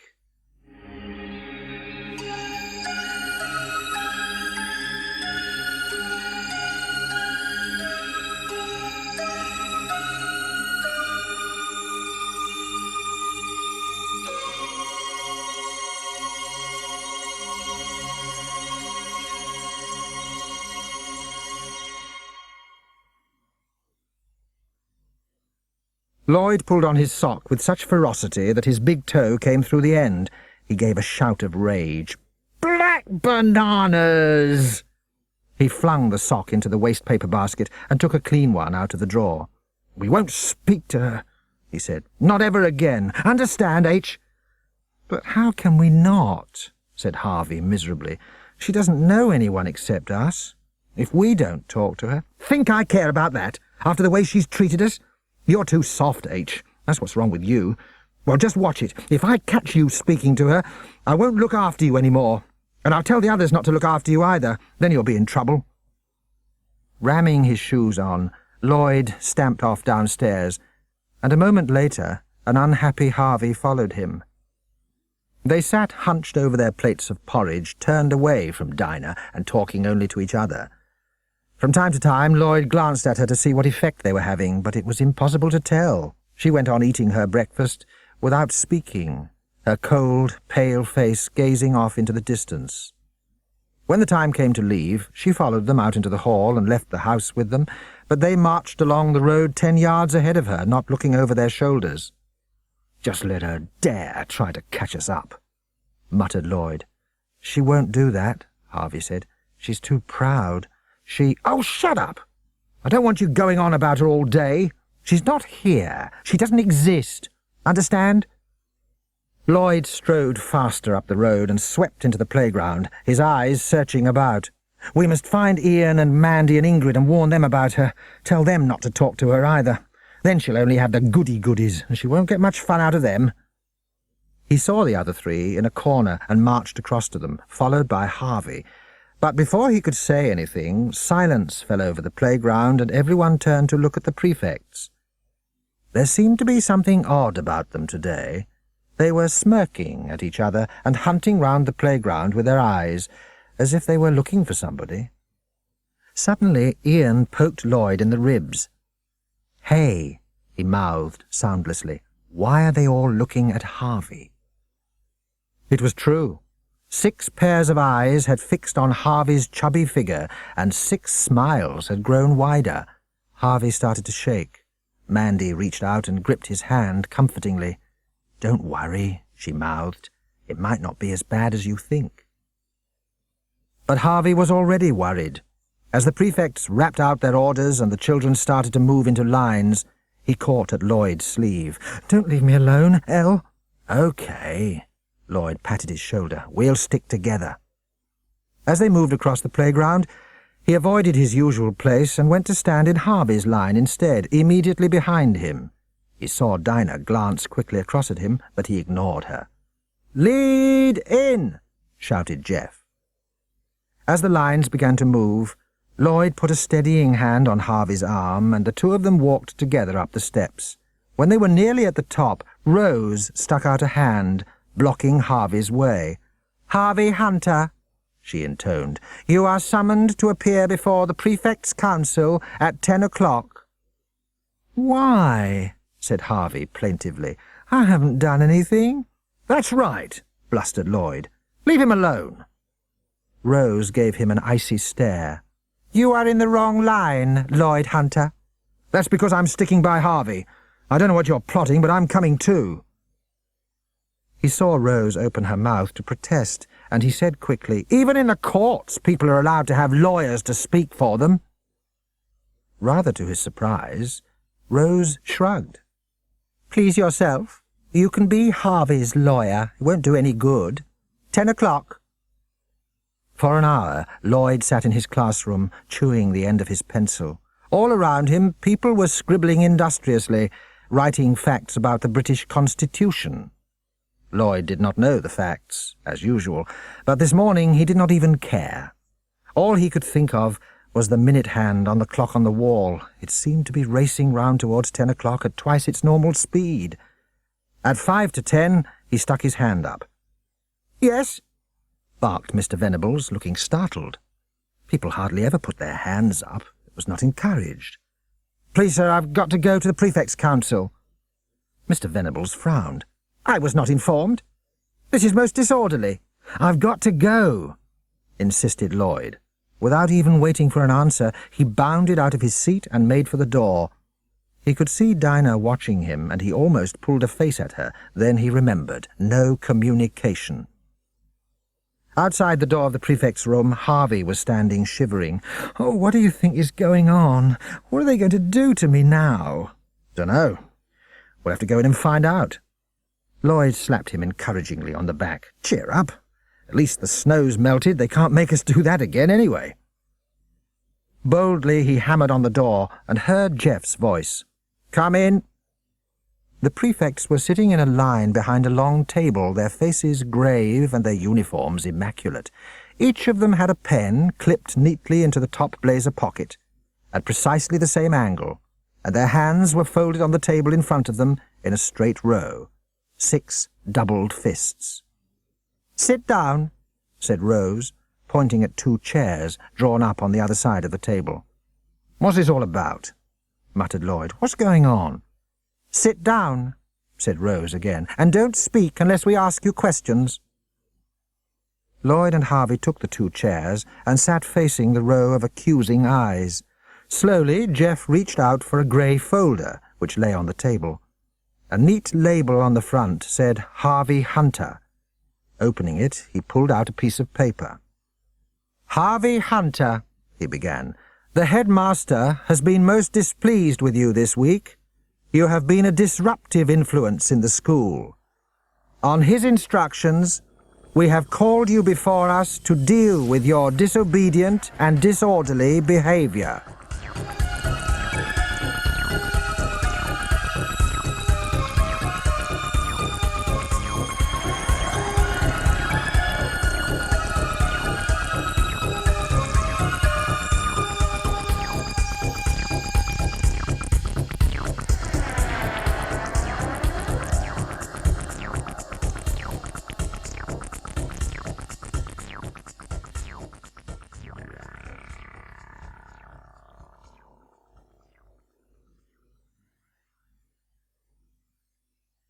"Listen to the charges," said Jeff. He looked down at the piece of paper. "You are accused of 3 things. First, on Monday, you came into the school before you were called in by us, although you know it's against the rules to come in early. Have you anything to say?" I was going to do the registers," faltered Harvey. The headmaster told me to. Jeff shook his head and ran a finger down the paper. Clearly rubbish. My information is that Sharon Mandeville did the registers on Monday. It was a mistake, said Lloyd. The headmaster changed his mind. The headmaster never changes his mind, said Rose. Indecision is disorder. Second, went on Jeff. Later the same day, in the afternoon, you left your classroom telling Rose that you wanted to go to the toilet.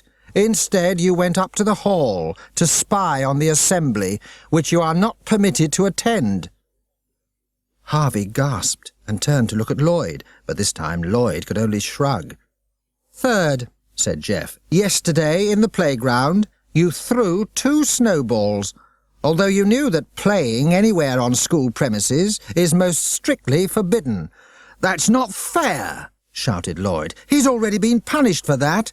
The prefects took such action as they saw fit, said Rose, but the matter has not yet been dealt with by the headmaster. We are now acting under his instructions.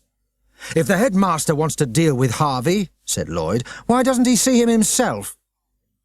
But even as he spoke the words, he knew they were stupid. Simultaneously, the figures round the table chanted, "The prefects are the voice of the headmaster. They must be obeyed." Harvey twisted his hands together wretchedly. "Oh, Elle, what's the use?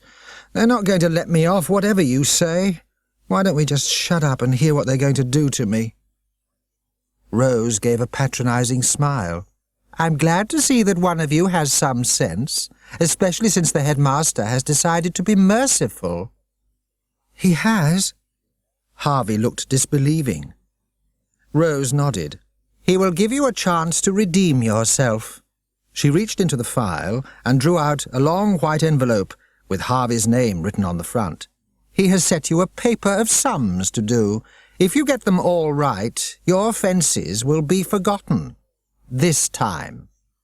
But if you get any of them wrong, the headmaster will deal with you himself, most severely." Harvey gulped. "Is that all? Can I go?" Jeff nodded. "Go straight back to your classrooms and get on with your work. The sums are not to be done until you get home." As soon as they were safely outside, Lloyd exploded. "Of all the stupid, trumped-up, unfair charges—" Harvey looked sideways at him, his eyes scared.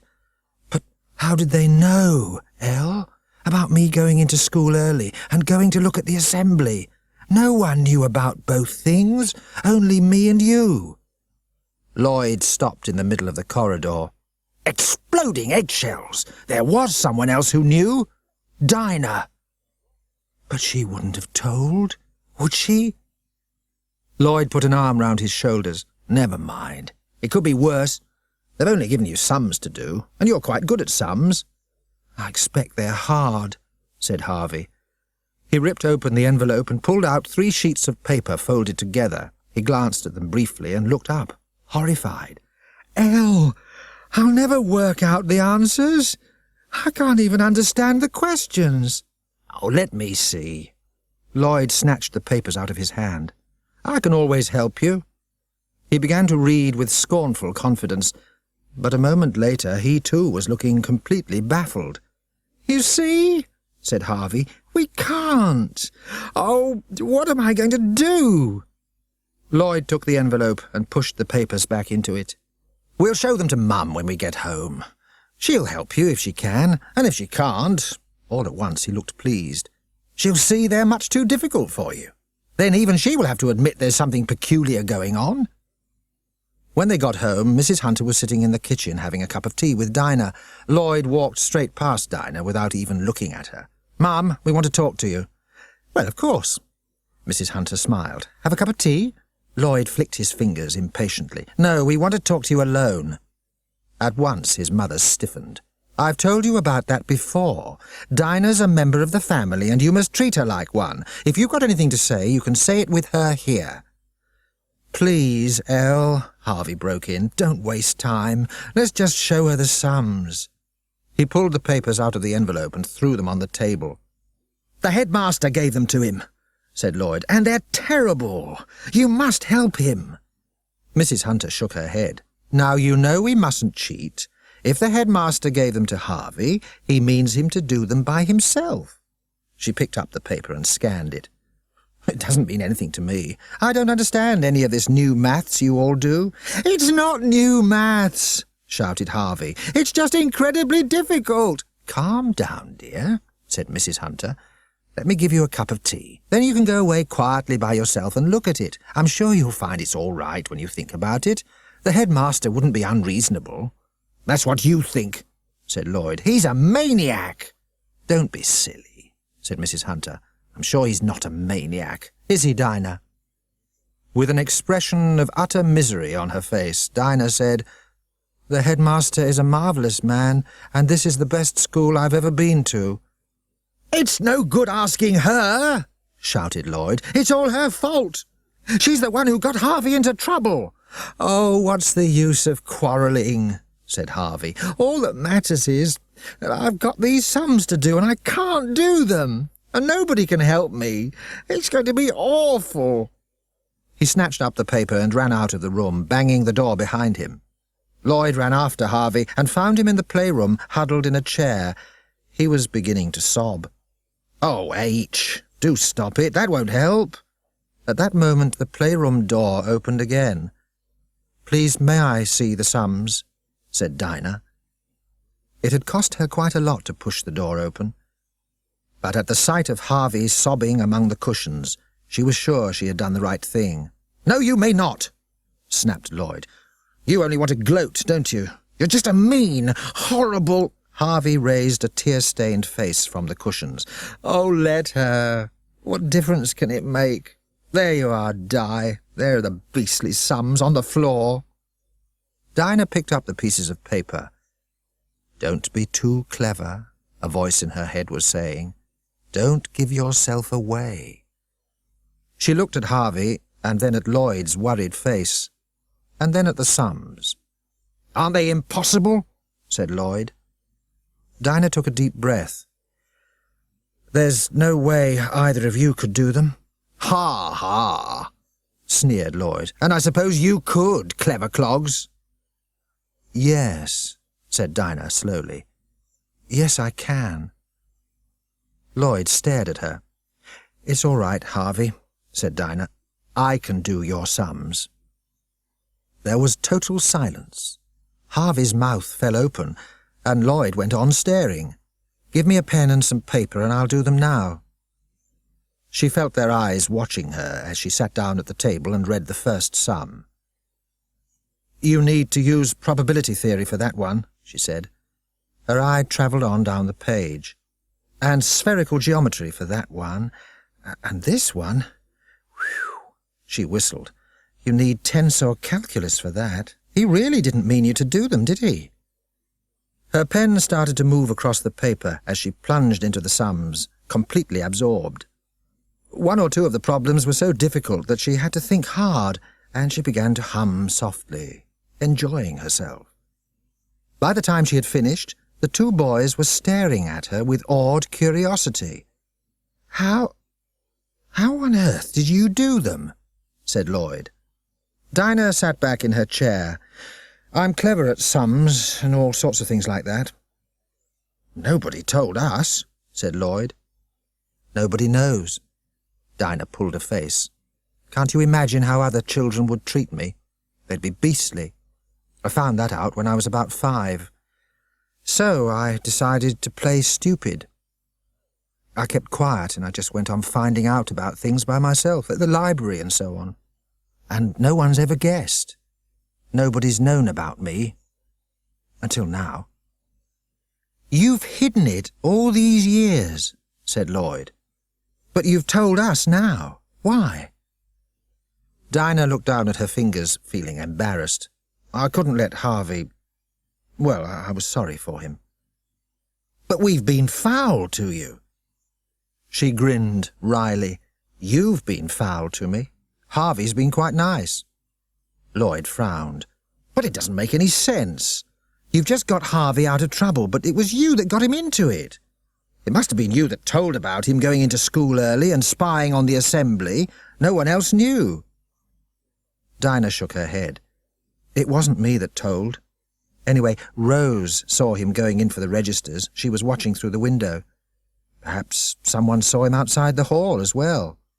But you lied about the snowballs, and you keep saying how marvellous the school is and telling about the films you see in assembly, and it's all lies, you know it is. I can't understand you at all. Dinah put her face in her hands. It's worse than that, she said. Then she paused for a moment. Somehow, talking about it made it seem more frightening. But if she did not talk about it now, she never would.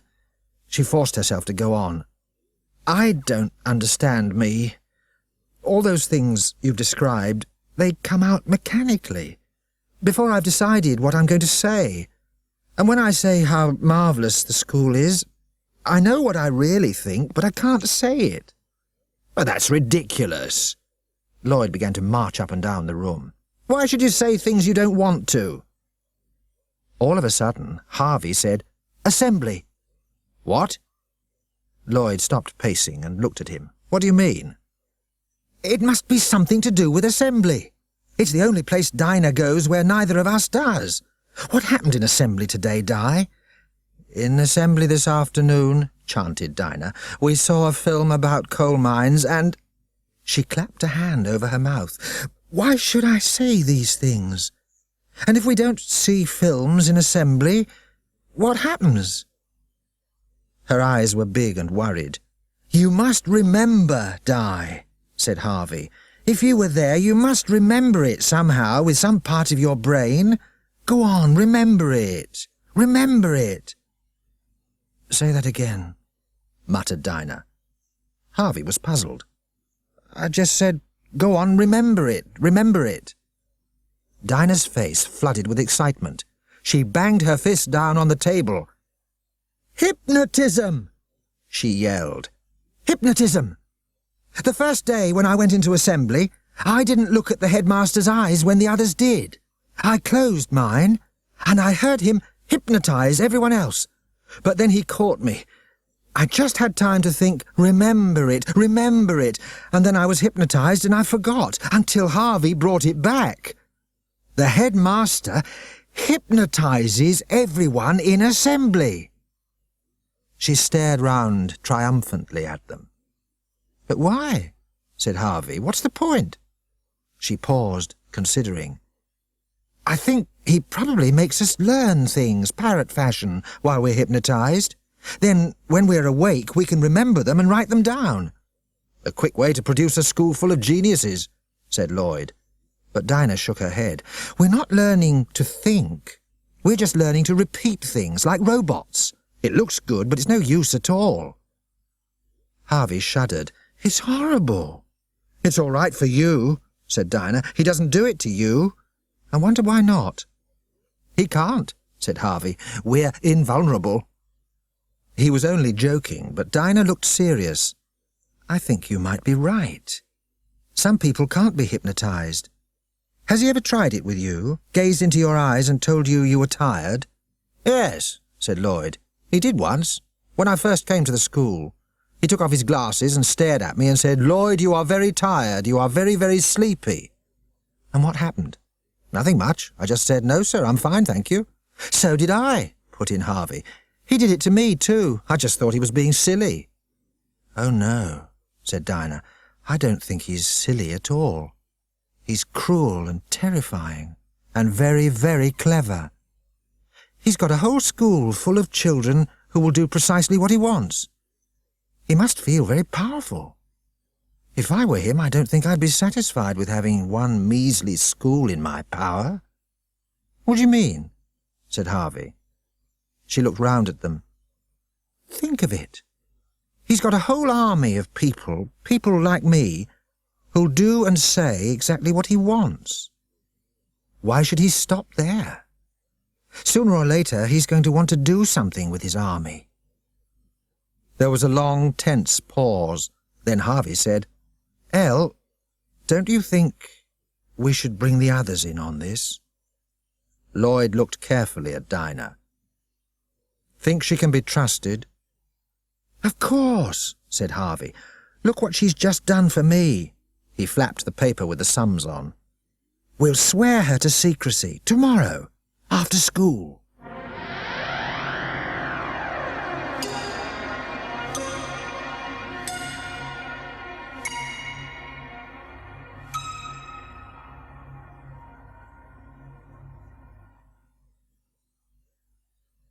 "We always go in separately," said Lloyd, "just in case anyone's watching. You go first, H. I'll bring Dinah in a moment." Harvey nodded and slipped away down an alley between the houses opposite. Lloyd prodded Dinah. "Keep staring in the shop window, as if you're interested." After a couple of minutes he glanced at his watch and looked up and down the road. "OK, come on." He led the way down the alley. At the bottom was a gate into a garden. He pushed it open, and they were facing a little wooden shed. He rapped on the door. "The man who can keep order can rule the world," said a voice from inside. Beside him, Lloyd felt Dinah start with surprise, and he grinned. "But the man who can bear disorder is truly free," he answered. The wooden door opened. "Pass, friend." He slid through, motioning Dinah to follow him. She bent her head sideways to avoid the garden tools hanging round the opening, and walked in to find herself confronting 4 pairs of eyes. Ian, Mandy, and Ingrid looked frankly hostile. Only Harvey gave her an encouraging smile. "Have a box." He pushed one towards her, and she sat down like the others, squashed uncomfortably close in the confined space. The shed was dark and dusty, and the box creaked perilously underneath her.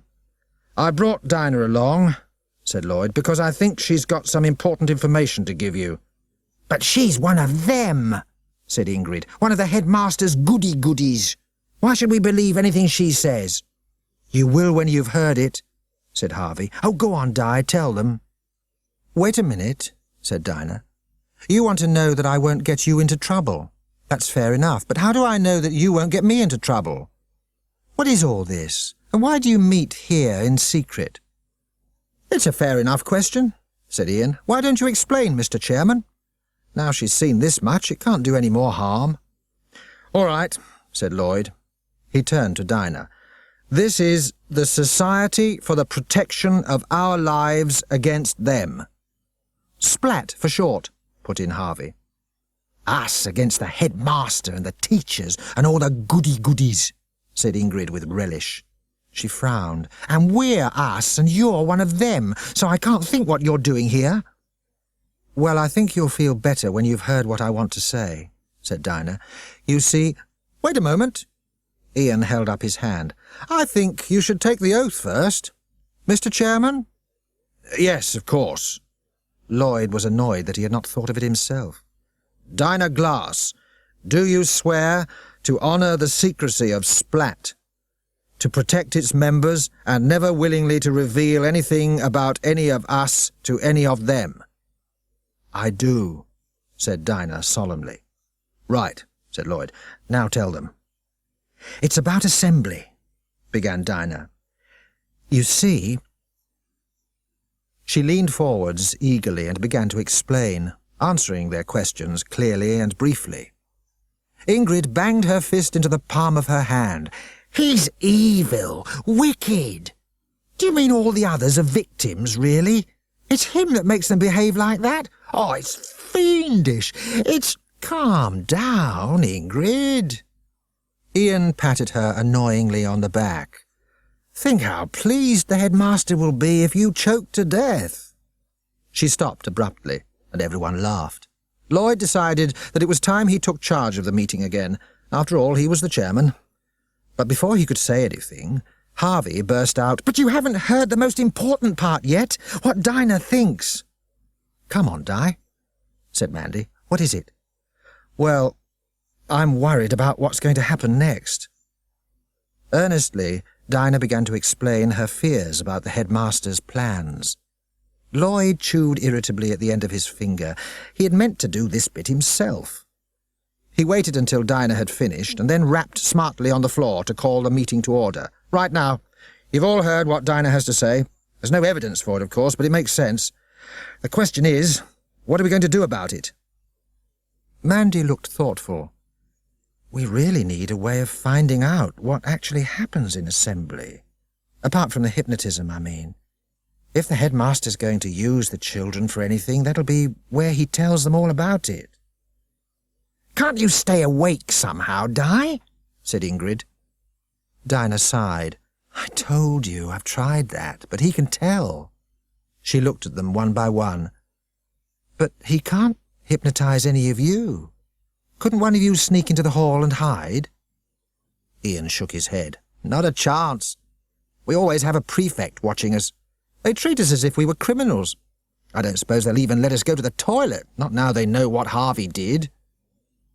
There was a long pause. At last Lloyd said, "It's a pity we can't bug the hall." "Lloyd, that's it!" Dinah bounced on her seat, looking unusually excited for her. "We can't bug the hall very easily, but we can bug me. Has anyone got a little tape recorder, a battery one?" "Yes," Ian and Mandy said together. "Well, then it's easy. I'll put it in my blazer pocket and turn it on when I go into the hall. It won't record very well in there, but it'll probably pick up enough to tell us." She launched into a long discussion with Ian about the best way to do it. Mandy put in a suggestion from time to time, and Harvey and Ingrid were nodding away in agreement. Lloyd watched them all, totally disgusted. No one would guess he was the chairman, or that bugging the hall had been his idea. He sat hunched over his box, sulking. Suddenly Ingrid prodded him.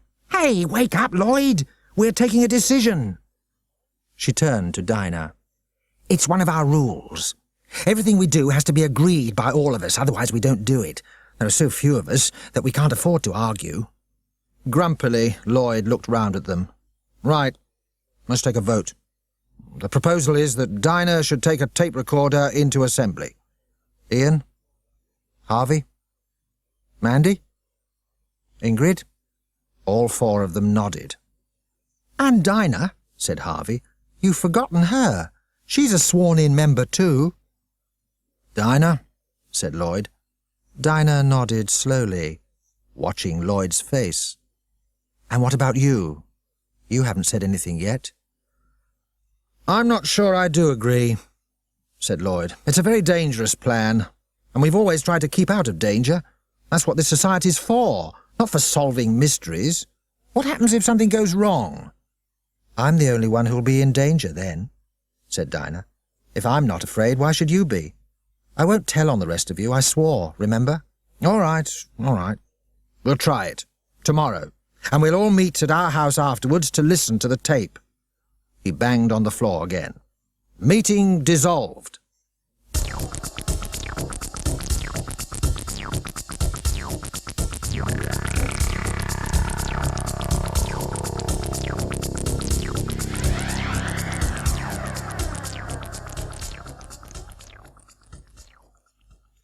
As Dinah swallowed her last mouthful of cheese flan, she felt more lonely than she had ever felt in her life before. All the other members of Splat were sitting together on their usual isolated table in the dining hall, but they had decided that it would seem suspicious if she sat with them.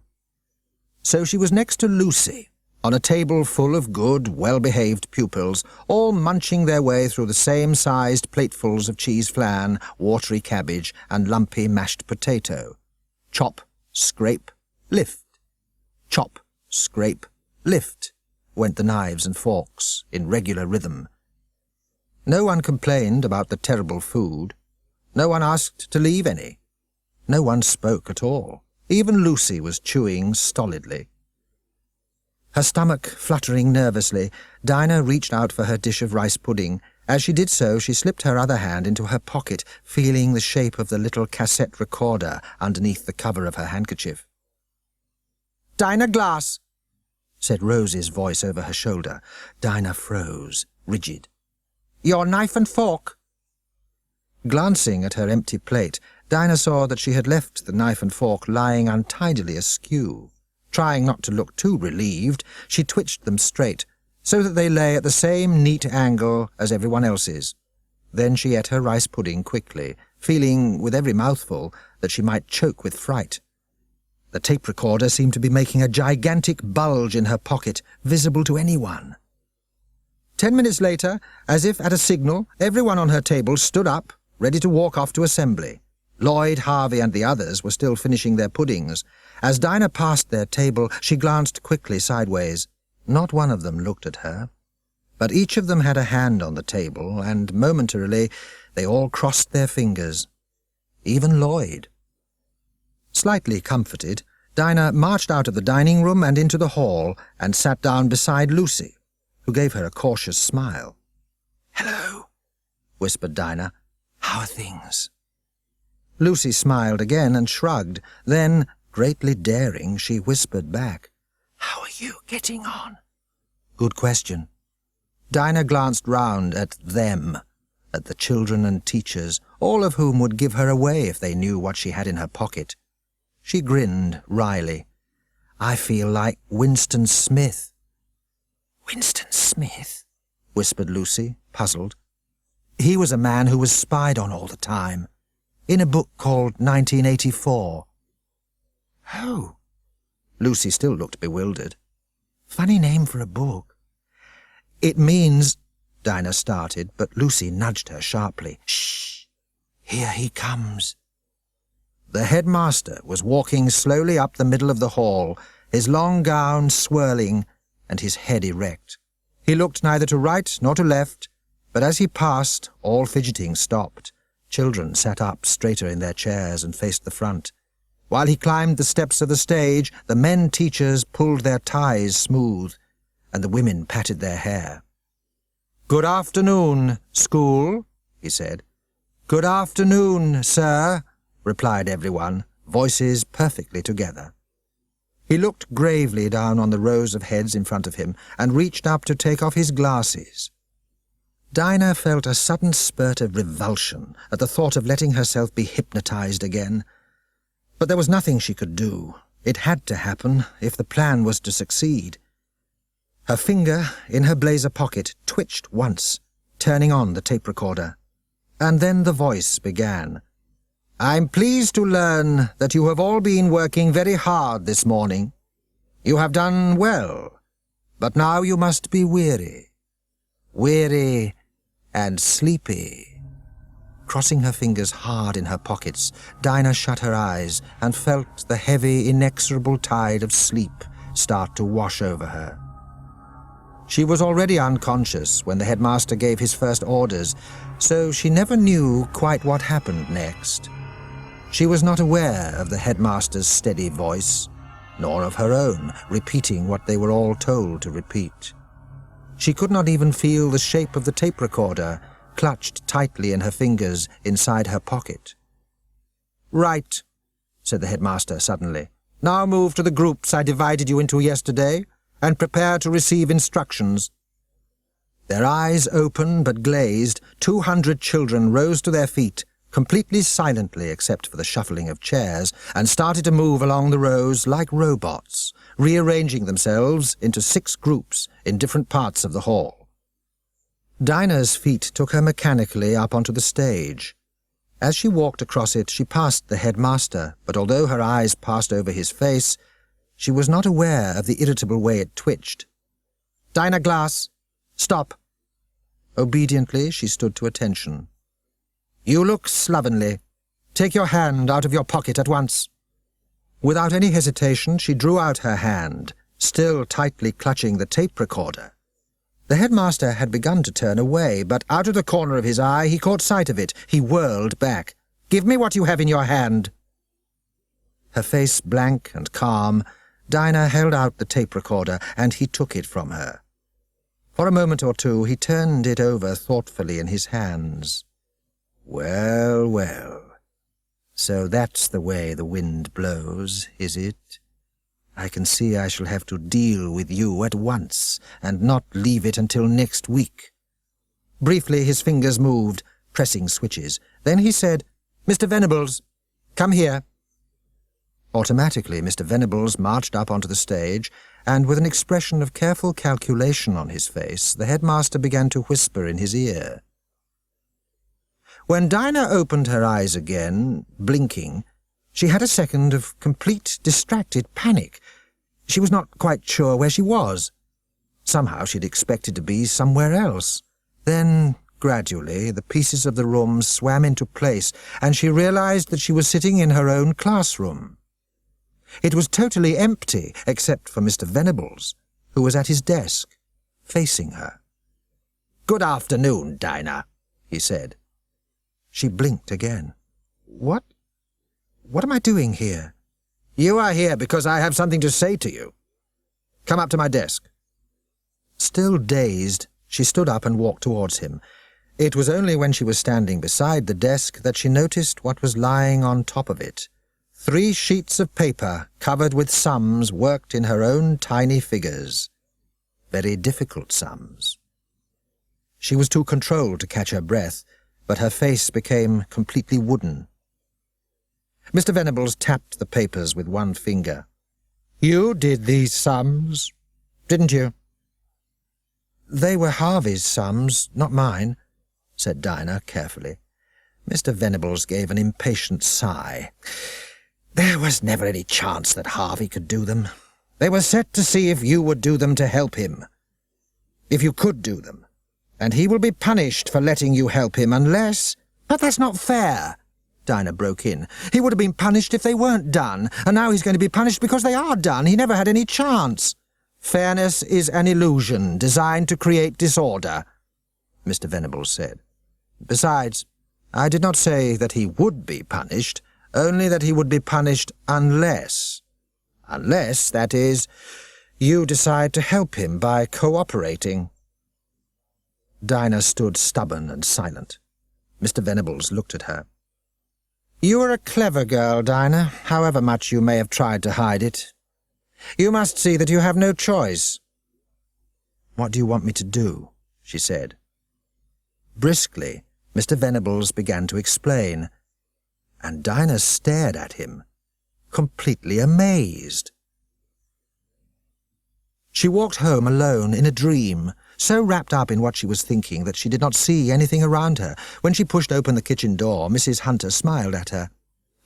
"The others are all in the playroom. They wondered what had happened to you." "The others?" said Dinah, still vague. Mrs. Hunter looked at her. "Are you all right, dear?" "What? Oh, yes." Suddenly Dinah remembered what was supposed to be happening. She slid her fingers into her pocket and felt the solid shape of the cassette recorder. "I just walked home rather slowly, that's all." "Do you want something to eat?" No, thanks. I'd better go and talk to them." As she reached the playroom door, a voice from inside said, "The man who can keep order can rule the world." For one moment she could not drag the right reply out of her memory. Then it came. "But the man who can endure disorder is truly free." Ingrid wrenched open the door excitedly. "Hello, Brains! What happened? Hey, you look terrible!" Silently, Dinah walked in and put the tape recorder down on the table. Mandy touched her hand gently. "What's the matter? Did you get caught?" "No, I don't know." "You don't know?" Lloyd spluttered. "Christmas puddings! Don't be silly, you must know." "No, she mustn't," said Ian. "She's been hypnotized, remember? Let's listen to the tape." Dinah nodded. Best to get that over first, then she could talk properly. Ian reached for the switch, and they all sat watching the tape run through for 2 or 3 minutes. Then he pressed another switch and ran it on a bit, and they listened again. There was no sound. "You didn't switch it on," said Lloyd accusingly. "You forgot." "No, I didn't. I remember doing it. I don't remember anything after that, but I did switch it on." "Perhaps it didn't pick up anything," said Mandy soothingly. "It was in her pocket after all." Lloyd looked stubborn. "I think she mucked it up." Harvey thumped him. "Oh, leave her alone. You're always getting at her, Lloyd. Look, you've upset her." "No," murmured Dinah. "No, it's not that. I don't know why the recording didn't work, but something else happened." Suddenly they were all looking at her curiously. "Come on," urged Ingrid. "Don't spin it out. Tell us." Dinah took a deep breath. "Why," she said, "didn't anyone tell me that the school was going to be on the Eddie Hare show next week, in the Great School Quiz?" Oh, that. Lloyd shrugged. Didn't you know about that? Why should we get excited about it? It only means more glory for the headmaster, and none of us is going to be in the team. What's that got to do with anything? Typical of a girl, he thought. She was just trying to distract them because she'd messed up the business with the tape recorder. But Dinah was staring at him as if he were an idiot. She spoke softly. Can't you see how peculiar it is? Think what the Eddie Hare show's like. Mess, chaos. They fling things all over the place. Flour, soot, chickens, all sorts of things. Sometimes they even break windows. I expect they pay for them afterwards, said Ian. But look! Dinah leaned forwards, anxious that they should see things her way. Think what the school's like. If you put your knife and fork down out of line, someone's onto you. If you throw snow at someone, the whole place goes mad. Why should the headmaster have invited the Eddie Hare show to come? Because he must have done. You're right, said Mandy slowly. I never thought of it like that before. It is odd. Lloyd banged the table. What does it matter if it's odd? It's got nothing to do with what we're talking about. I'm not so sure, said Dinah. You see, the headmaster knows it was me that did those sums for Harvey. Harvey gasped, and she smiled at him reassuringly. No, it's all right. They were a trap. I was meant to do them. But today I was given a choice. If Harvey isn't to get into trouble for it, I've got to be in the quiz team for the Eddie Hare show. So, said Lloyd, that just goes to prove what I've said all along. You're one of them, not one of us. Oh, do be quiet. For once, Ian was roused out of his usual lethargy, positively snarling at Lloyd. Can't you see Dinah's got more to say? And if she thinks it's important, it must be worth listening to. Lloyd subsided, sulking, and Dinah went on, choosing her words carefully. It was Mr. Venables who told me about being in the team, and the really odd thing was that he kept saying, you must see to it that the team wins. The headmaster says that the team must win. Otherwise there'll be trouble for Harvey Hunter. Harvey looked worried. You can do it, can't you? You are clever enough, Di. Oh, I expect so, said Dinah vaguely, but that's not the point. The point is, why is the headmaster so desperate for us to win? Why should it be important to him? Lloyd snorted. More honour and glory for his precious school.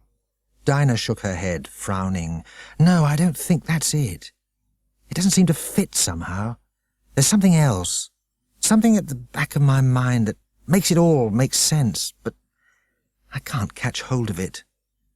Look, said Ian suddenly. It's Friday today, isn't it? Well, the Eddie Hare show's on at 6 o'clock. We'll watch it and see if that helps.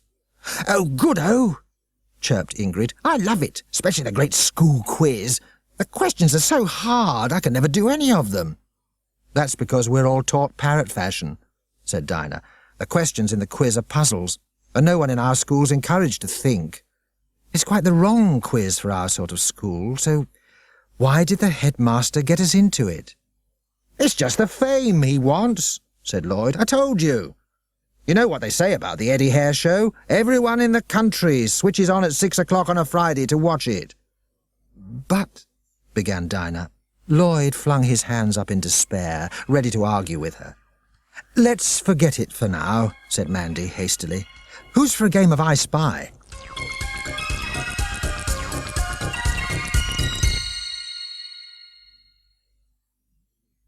The television set flickered briefly, and then the picture swelled into colour.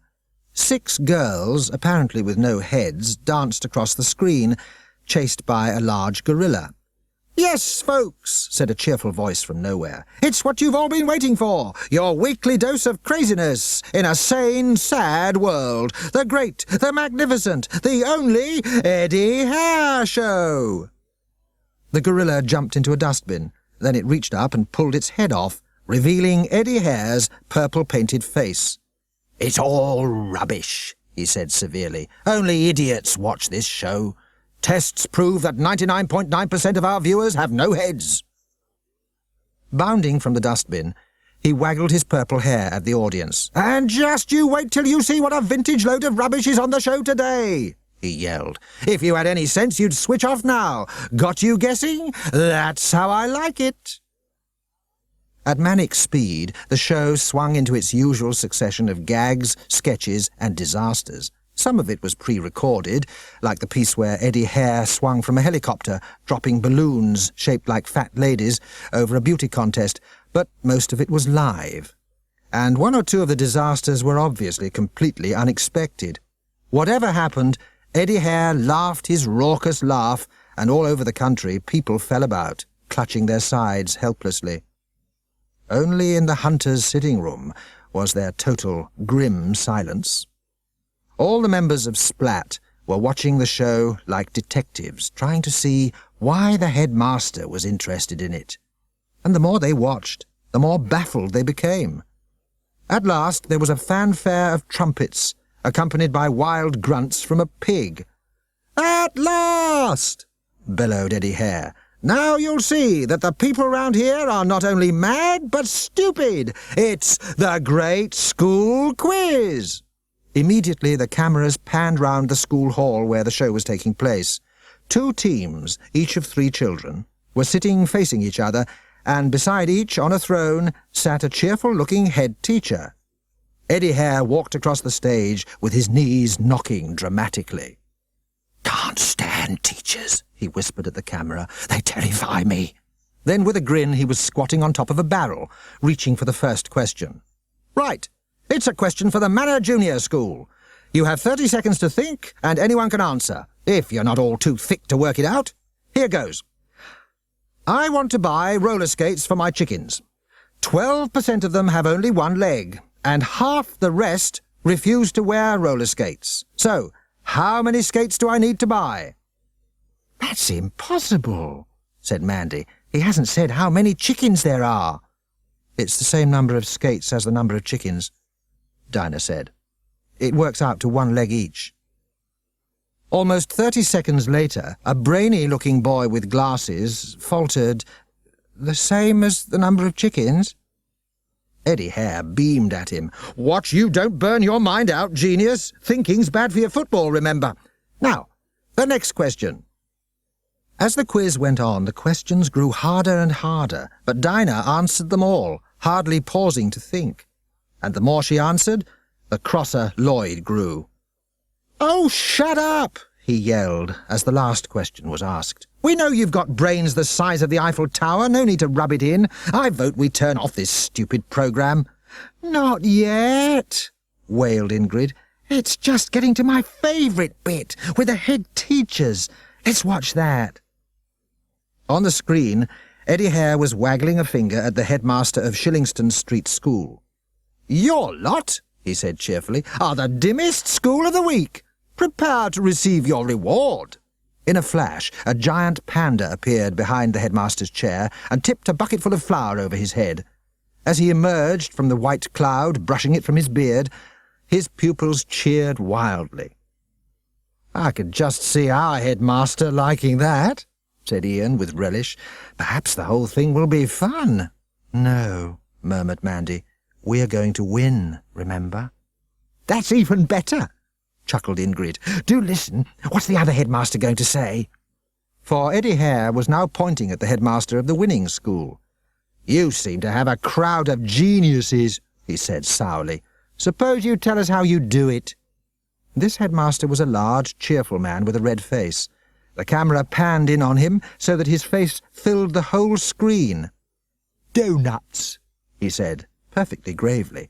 "We fill them full of doughnuts every morning before school. Good for the brain.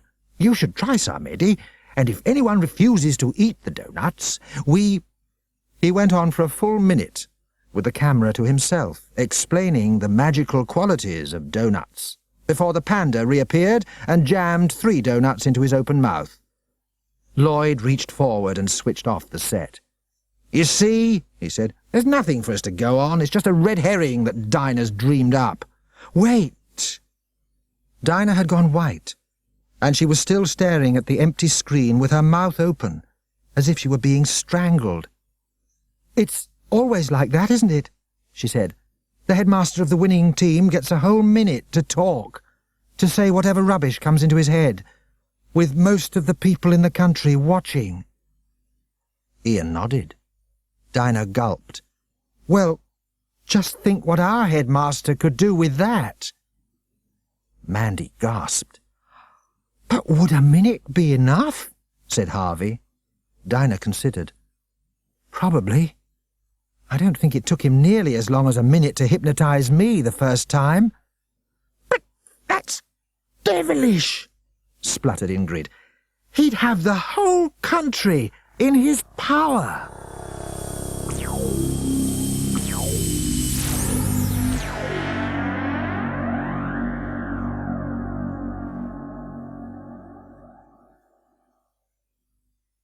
"With 1 minute on national television, the headmaster would have the whole country in his power," said Ingrid. "Do you think that's really what he's planning?" "I don't see how he could resist it," said Dinah. "Do you, Lloyd?" Lloyd would dearly have liked to say she was wrong, just to show her up, but the more he thought about it, the more certain it seemed. "I think you've got it," he said grudgingly. "But why?" Dinah chewed her bottom lip. Lloyd jumped to his feet. "That's obvious. Don't be so dumb, Dinah. He'll be able to make his fortune. All he has to do is to tell everyone to send him £100, or go out and rob a bank or something. He'll be the richest man in the world." "Of course," said Ian and Harvey together. But Dinah looked doubtful. "I can't see that it matters why he's doing it," said Mandy. "The important thing is, what are we going to do about it?" "Couldn't Dinah just lose the quiz?" said Ingrid. Dinah shook her head. "That's too dangerous. He planned all this before I came, so he must have some scheme, even if the team loses. No, the only safe thing is to stop the Eddie Hare show coming to the school at all." "Right." Lloyd decided that they had all listened to her for long enough. His head was suddenly bursting with ideas, and he was determined to take charge. "I'm the chairman, and I'm going to make the plans." Everyone looked round at him, and he grew more confident. This was better. Like before, Dinah came. Everyone waiting for him to tell them what to do. "We'll keep quiet for a week, so that no one suspects anything. Then, on the day of the show, this is what will happen." When Lloyd, Harvey and Dinah arrived at school the next Friday morning, there was a feeling of suppressed excitement in the playground. At 6 o'clock that evening they would be sitting in the hall, and they would be on television. The members of Splat kept well away from each other. There was no need to speak. They knew what they had to do. For a whole week they had been going over it at their meetings until the arrangements were perfect. This morning there were only 5 of them in the playground. Ian had hidden on the way to school, ready to carry out the first part of Lloyd's plan, and Mandy carried a note, forged by Dinah, which said that Ian would not be at school that day because he had a cold. The big outside broadcast lorries trundled through the town, carrying the equipment needed to set up that evening's Eddie Hare show.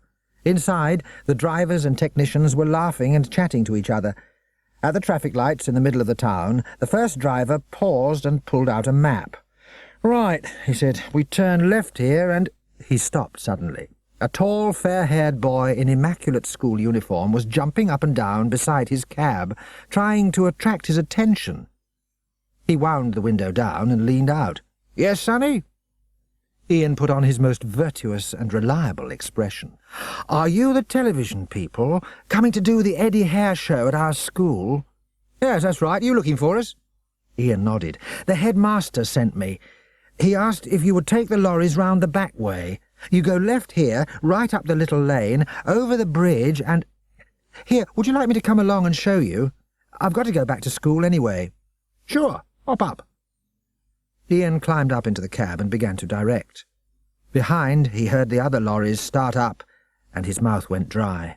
If only it worked. If only they didn't suspect anything. "Left here," he said, "then right." Slowly, the lorry crunched through a pair of tall gates into the disused quarry. In front of them, tall cliffs of chalk stretched up on every side, cutting off any view. Ian threw the door open and slipped down out of the cab. "Wait here, won't be a moment." As he ran back to the entrance, the other 2 lorries were rolling through the gates. He waved cheerfully at the drivers and waited until they were clear, then began to shove at the heavy gates. For one panicky moment he thought they were not going to move, but they swung together suddenly with a clang, and he pulled out of his pocket the 2 big padlocks that Lloyd had given him. Quickly he clipped them shut. "Hey!" said a voice from inside the quarry. "What are you doing?" Not waiting to hear any more, Ian ran off down the road. Mission 1 was safely completed. Now came the tricky bit. He found the bush where he had hidden a bottle of cooking oil, pulled it out, and set off towards the school. Somehow he had to sneak in and out again without being seen. Mandy and Ingrid were not feeling so cheerful. Their part of the plan was next, but they had to wait until the end of the afternoon to start it. Mandy fretted her way through the afternoon, but at 4 o'clock she was standing bravely in the corridor outside the staff room when Ingrid appeared. "There's a terrible racket going on in the headmaster's office," whispered Ingrid. "He's on the phone to the television headquarters, wanting to know why the cameras and things haven't arrived. I could hear him right through the door." Mandy grinned. "At least Ian's first bit went okay. Let's hope the second bit did too, or we might be in trouble. All the teachers are in the staff room. I've been watching them go in. Give me a couple of minutes to get down to the swimming pool, and then knock on the door." She ran off, and a minute or 2 later, Ingrid rapped sharply on the staff room door, panting as if she had been hurrying. When Mr. Venables opened it, she began to speak quickly. "Please, sir, I've got a message from the headmaster. Eddie Hare wants to talk to all the teachers in the swimming pool building." "The swimming pool?" Mr. Venables raised his eyebrows. "It's a stunt he's got planned." Ingrid gave her most innocent, frightened smile. "He wants you all to join in, and the headmaster's sounding rather cross, and—" Her lip trembled from genuine nervousness, and that appeared to convince Mr. Venables. He called over his shoulder, "Come on, everyone. We've got to go down to the swimming pool. Some mad stunt of Eddie Hare's."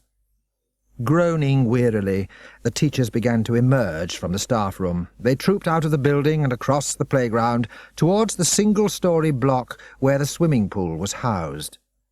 When they were halfway there, Ingrid said anxiously, "Oh, do please hurry! Run! The headmaster was so impatient." The group of teachers broke into a trot. As the first few of them hurried through the door, their feet slipped on the oil, which Ian had spread carefully all over the tiles. Slithering towards the water, they began to yell, but this only brought the other teachers running faster. One after another they skidded uncontrollably over the edge of the swimming pool and fell in. Immediately, Mandy appeared from her hiding place round one corner, waving the swimming pool key. As Ingrid pushed the doors shut, she slid it into the lock. The shouting, splashing teachers had still not realized that they were not involved in one of Eddie Hare's crazy pranks. It would be some time before they discovered that they were prisoners. Ingrid winked at Mandy. "That should keep them busy. Let's get out of here." At the same moment, Lloyd and Dinah were crouching round the corner from the prefect's room, quarrelling in whispers. "They're not all there," Dinah was saying. "Rose and Jeff are still around the school somewhere. If we don't get them, it could be very dangerous." "Don't be so bossy. We'll just have to do without Rose and Jeff." "But they're the worst." "Oh, shut up." Lloyd knew she was right, really, but it did not make him better-tempered. He stepped forwards and locked the door of the prefect's room. Then he put his ear to it. "Hey," he mouthed. "They're saying something." Dinah came up beside him. Through the wood at the door, she heard Simon's voice reciting, as if he had learnt it by heart, "And I take charge of transport, with 20 children to help me, according to Master Plan Section C." Dinah put a finger to her lips and leaned closer, hearing Sarah's voice now. "I'm in charge of work camps, Master Plan Section F, with 50 children to help. All people to be split up according to age, museums and public buildings to be used for housing them, and—" "Oh, come on!" Lloyd pulled Dinah's sleeve. Dinah dragged her ear away from the door, feeling frustrated. She was sure she was missing something very important. Back in the middle of the town again, Ian was beginning to grow restless. Perhaps he had missed Eddie Hare. Perhaps the purple curls were just a wig, and the crazy clothes were only for wearing on television. In that case, Eddie Hare could have slipped past 100 times without being noticed. He frowned and marched up and down by the traffic lights, stamping his feet to keep them warm. Then he saw it, a low sports car zooming along the main road towards him. There was no mistaking it. Even if the number plate had not been EH1, even if the car had not been painted in stripes of red, yellow and mustard colour, for there at the wheel was Eddie Hare himself, his huge bunch of purple curls almost filling the windscreen, and a cheerful grin on his loony face. Bounding with relief, Ian started to leap up and down beside the red traffic light, ready with his next set of false directions. And for a moment it looked as though it was going to work. The sports car squealed to a stop, and Eddie Hare leaned over and wound down the window. "Please," started Ian. But Eddie Hare was obviously used to being stopped by waving children. He did not even give Ian a chance to finish his sentence. Instead, beaming all over his face, he shouted, "Want an autograph, do you? Bless you, boy, you don't suppose I can write, do you?" With a great screech of laughter, he banged the car into gear, roared the engine, and was away as the lights changed, leaving only a cloud of exhaust fumes.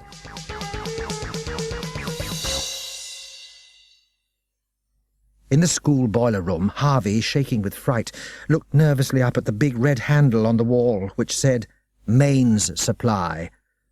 "Here goes," he murmured. Gripping the handle tightly with his right hand, he pulled it hard down. Instantly the cellar was pitch black. Harvey switched on the torch he was carrying and wrenched open the door of the fuse box. With his left hand he began to tug out the fuses, cramming them into his pockets. There was a quick clatter of feet outside the door. Glancing nervously over his shoulder, he saw Mandy and Ingrid run in. "Smashing!" said Ingrid. She leapt for the fuse box. "We'll give you a hand." As her fingers reached for a fuse, Lloyd and Dinah came creeping in. "OK, H," said Lloyd. "Ian's on his way. I saw him racing through the gate while we were on our way up here. Now, let's get a move on with those fuses. Once we've chucked them away, they won't be able to do anything, even if they do get the lights and cameras here." They had just cleared the fuse box when Ian arrived. He pulled a face, gasping for breath. "I couldn't stop Eddie Hare," he panted. "But I've got the lorries locked up in the quarry, OK, and... Hey, Harvey!" Harvey's hand, holding the torch, had begun to shake wildly, flashing light distractingly into everyone's eyes. "Knock it off, Harvey," snapped Lloyd. "We've got to get out of here." But, stuttered Harvey. "Oh, look!" He gestured despairingly towards the door, and the others spun round. There, outlined in the doorway, was a tall figure in a gown. On either side of him stood Rose and Jeff, smirking. "Well, well," said the headmaster. "You've all been very busy today, haven't you? Put the fuses back." "We won't!" shouted Ingrid. "We won't do anything to help you." The headmaster smiled. "I think you will." He raised his voice slightly. "Children, come along to the door." There was a tramping of feet in the corridor outside, and suddenly the space behind the headmaster was full of faces with blank, glazed eyes. 30 or 40 hypnotized children. "We'd better do it," groaned Ian. "Otherwise they'll just make us. Come on, everyone." Despairingly they began to push the fuses back into the box. Then Harvey switched on the main supply again, and they were all blinking in the sudden glare of light. "That's better," said the headmaster. "Now we'd better repair the rest of the damage you have done. Rose, where are all the teachers?" "I saw Mandy and Ingrid lock them into the swimming pool." "And the prefects, Jeff?" "Locked in their room." The headmaster nodded and glanced back at the miserable members of Splat. "I've had you watched, you see. I'm not entirely stupid. The only thing I did not know was what had happened to the camera crew, but from what I heard as we arrived, I would guess they're shut up in the old quarry. If you're sensible, you'll hand over all the keys to me. Now.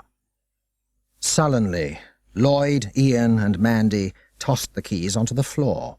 At a signal from the headmaster, Rose and Jeff scooped them off and ran away down the corridor. The headmaster did not speak again until the sound of their feet had died away. Then he stepped further into the room and looked at Dinah. "I think," he said, "that we had better discuss what is going to happen next." "I know what you want," said Dinah. "You want me to win the great school quiz for you, so that you can have a chance to hypnotize everyone in the country. Well, I won't do it. If it's the only way to stop you, I'll make sure I get all the questions wrong." The headmaster raised his eyebrows. "You have worked things out very cleverly. I can see that I have not overestimated your intelligence, but you have underestimated my determination. You cannot refuse to do what I want." "Can't I?" Dinah stepped forward belligerently, but the headmaster did not look in the least worried. He turned to the children massed in the doorway. "Listen to my orders.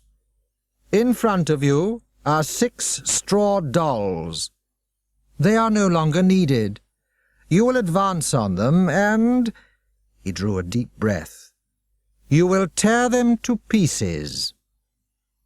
Simultaneously, all the children swiveled their eyes to look into the boiler room. They showed no signs of recognition. It was plain that they were seeing precisely what they had been told to see. As they started to advance, Dinah watched Lucy, who was in the middle of the front row. Her face was as calm and cheerful as if she had been going out to pick daisies. Knowing it would be no use, Dinah began to yell at her as the children marched into the boiler room. "Lucy, it's me, Dinah, and there's Lloyd and Harvey and the others. You can't hurt us." "She won't hear you," said the headmaster. "She is programmed to listen only to me and the prefects." Dinah and the others cowered against the wall behind them as the children came steadily tramping towards them. "Think, Dinah, think!" yelled Lloyd. "There must be some way out of this, otherwise they'll kill us." The foremost children had reached them now. Slowly they raised their arms, hands outstretched like claws. "Oh, help!" yelled Harvey. "Someone help!" The claw-like hands grabbed. Dinah found her blazer gripped firmly by Lucy, and she heard Mandy's blouse rip. From beside her, Ingrid wailed, "Oh, I'm frightened!" More and more hands were pulling at them. Glancing across the room, Dinah saw the headmaster smiling calmly, with no sign of wavering. Coldly she realized that he would not relent. If he had to kill them, he would kill them. As someone started to tug at her hair, she shouted, "All right, I'll do it! Whatever you say, just stop them!" With a triumphant smile, the headmaster said, "Stop, children!" Slowly the arms dropped. Mandy gave a quick gasp of relief, and Harvey drew a sobbing breath. "You will be in the quiz?" the headmaster murmured. Dinah nodded, hanging her head. "But do not suppose that I shall be so foolish as to trust you. Your friends will be in the hall, surrounded by these children. If you break your promise, all I have to do is to say, 'Destroy the dolls,' and they will be dead. Is that clear?" Dumb with despair, Dinah nodded again. Beside her she heard Lloyd's familiar snort, comforting in its ordinariness.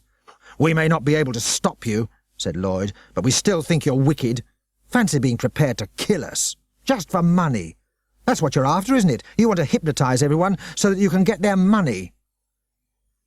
To their amazement, the headmaster suddenly flung back his head and laughed, soundlessly and horribly.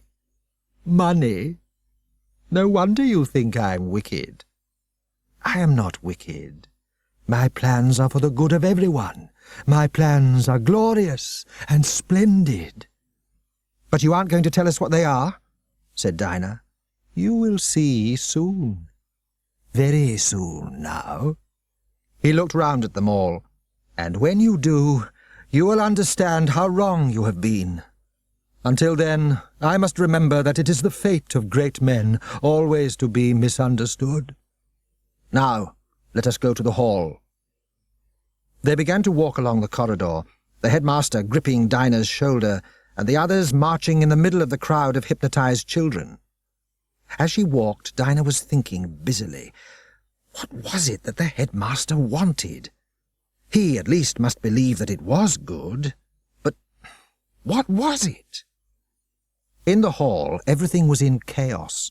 The television men had just arrived, and they were leaping about at high speed, hanging lights, positioning microphones, and connecting wires. The headmaster walked straight up the middle, with all the children following, and tapped Eddie Hare on the arm. "Ah!"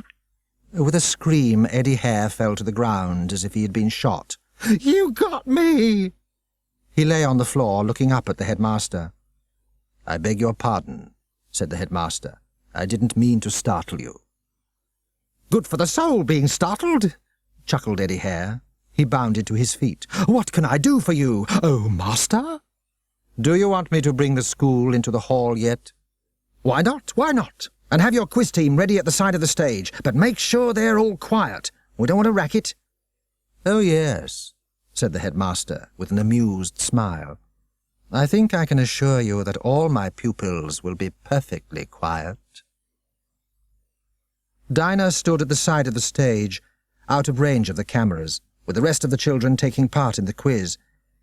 It had not occurred to her to wonder before who would be picked to make up the rest of the team. Now she discovered that it was to be Rose and Lucy.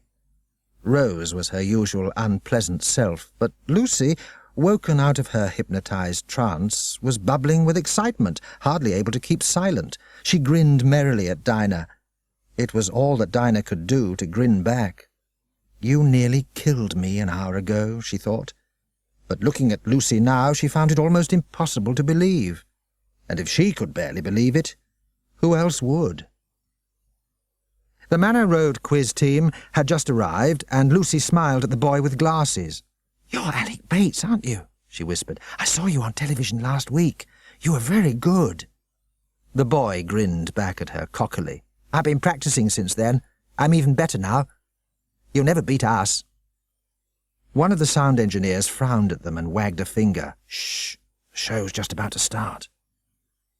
As the first notes of the opening music filled the hall, Dinah craned her neck to see what was going on. In the front row of chairs were the other members of Splat, surrounded by wooden-faced children, all ready to attack them if the instruction was given. She shuddered and looked sideways at the headmaster, who was next to her. He was staring across at the stage. Out there, Eddie Hare had begun a fight with a giant plateful of spaghetti. The headmaster's face was white, and he looked as though he were going to be sick. Mess actually makes him ill, thought Dinah suddenly. It was rather comforting. At least he had weaknesses. The knowledge made her feel bold, and she asked the question that had been bothering her for days. "If you hadn't got me, how would you have arranged to win?" The headmaster dragged his eyes from the stage and glanced at the other team. "I should have hypnotized them and made them lose," he murmured. "But I shan't have to do that now. Shall I?" He turned back to the stage with a shudder. Eddie Hare had started to fling pepper at the spaghetti. He had 3 or 4 huge scarlet pepper pots with black stripes, and he was shaking them frantically, spraying showers of pepper everywhere, and the spaghetti was sneezing. Its pale strands whirled everywhere like the arms of an octopus. Dinah was so deep in her own thoughts that she jerked with shock when the sound engineer prodded her. "Quick, onto the stage! The quiz is about to start."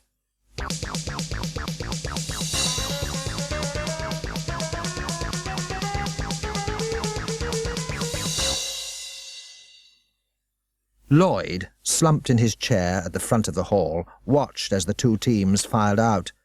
The stage was a disgusting mess. Bits of spaghetti, broken eggs, and torn paper lay all over the floor. On Dinah's chair lay one of the huge scarlet pepper pots which Eddie Hare had used in his fight with the spaghetti. Lloyd saw Dinah pick it up and put it on the table in front of her, while the headmaster, with an expression of revulsion, kicked away a squashed banana from near his foot. "Ghastly, isn't it?" said Eddie Hare. "The country must be in a mess when a show like this is so popular." He began to explain the rules of the quiz. 10 questions for each team, with 30 seconds to answer, if you can. Eddie Hare reached for the question paper. Manor Road School first, and it's a real brain-buster. King Zonk of Zoldovia has 100 children. 90% of them have curly noses, 85% of them are bald, 80% of them have one leg, and 75% of them lisp. How many bald, one-legged, lisping children with curly noses must he have? Wow, thought Lloyd. But Alec Bates was already smiling confidently and scribbling on the paper in front of him. A moment later he had answered. 30. Right! Yelled Eddie Hare. And how pretty their holiday snaps must look. 1 point to Manor Road.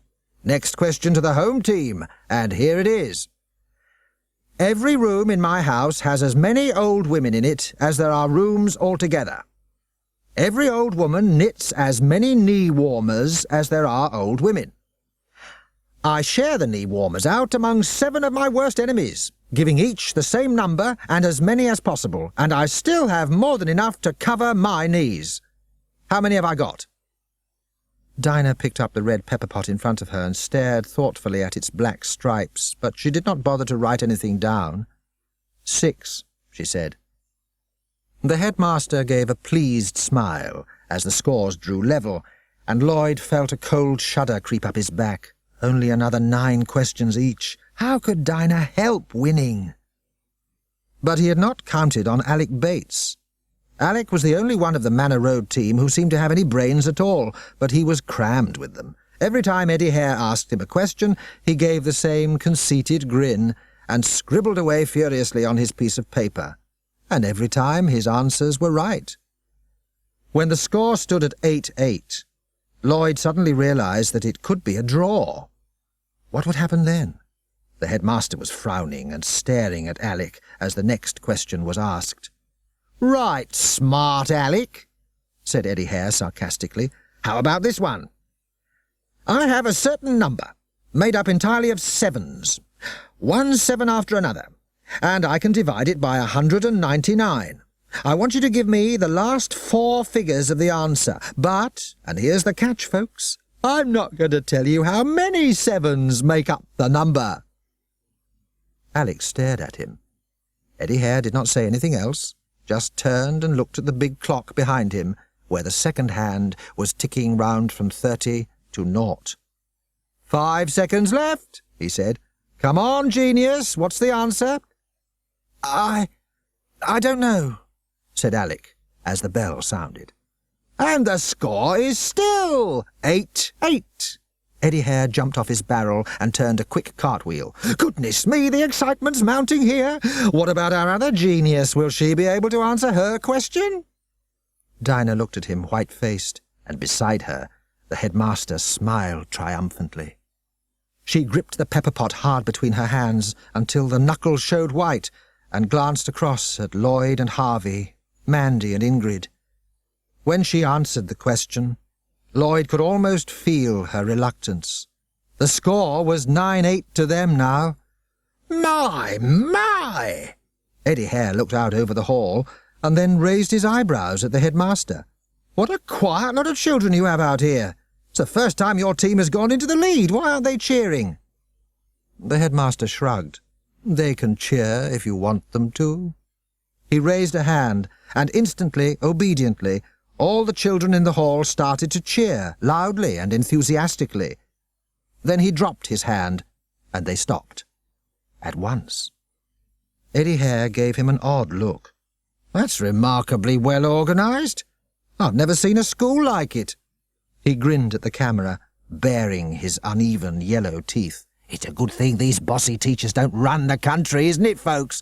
They'd have us all doing just what they want, like robots, and where would I be then?" He chortled merrily, but the headmaster's face gave a sudden irritated twitch. And all at once, Lloyd understood. That was it. That was what the headmaster wanted, to run the whole country. so that it was as organised and joyless as the school, so that everything was neat and tidy and there was no freedom. He looked frantically at Dinah, wishing there was some way he could tell her. But as his eyes met hers, he knew that there was no need to tell her. She had understood too. Her mouth had dropped open, and her eyes were stretched wide in complete horror. As the cameras turned towards the Manor Road team, waiting for their next question, she began to mouth furiously at Lloyd. "That's what the prefects were talking about," she said soundlessly. "He's got them all set up to move people into work camps, and—" Her mouthing became faster and more desperate, and Lloyd lost track of what she was saying. But he did not need to know any more. It was too terrible even to think about. It would be like having school everywhere, with no escape. The headmaster had seen her too. He frowned and pointed down into the hall, straight at the members of Splat. Then he looked at Dinah, his eyebrows raised in a question. Miserably she shook her head. Lloyd could just imagine how trapped she was feeling. Now she knew what the plan was. She could still do nothing to stop it, not without killing them all. And there was not much time left. Alec had answered his last question and was grinning again. "So the score is 9-9, said Eddie Hare. He ran his fingers through his curls. "The tension is killing me. Will it be a draw? Everything hangs on the last question." Lloyd looked anxiously at Dinah. She was gripping the pepper pot so hard that he wondered it didn't crack, and she looked as though she were about to burst into tears. "So," bellowed Eddie Hare, "here we go, and it's a complicated one, so listen carefully. I woke up and found I had lost my memory. I couldn't even remember what year it was. So I asked a man who was walking past. He told me, if you multiply my age now by twice my age next birthday, you will get the number of the year we are in. And I can tell you that I don't remember Queen Victoria, but I hope to live to the year 2000. Got it?" Dinah nodded. She was just about to open her mouth to give the answer, but before she spoke, she looked across at Lloyd, and he knew that he could not let her do it.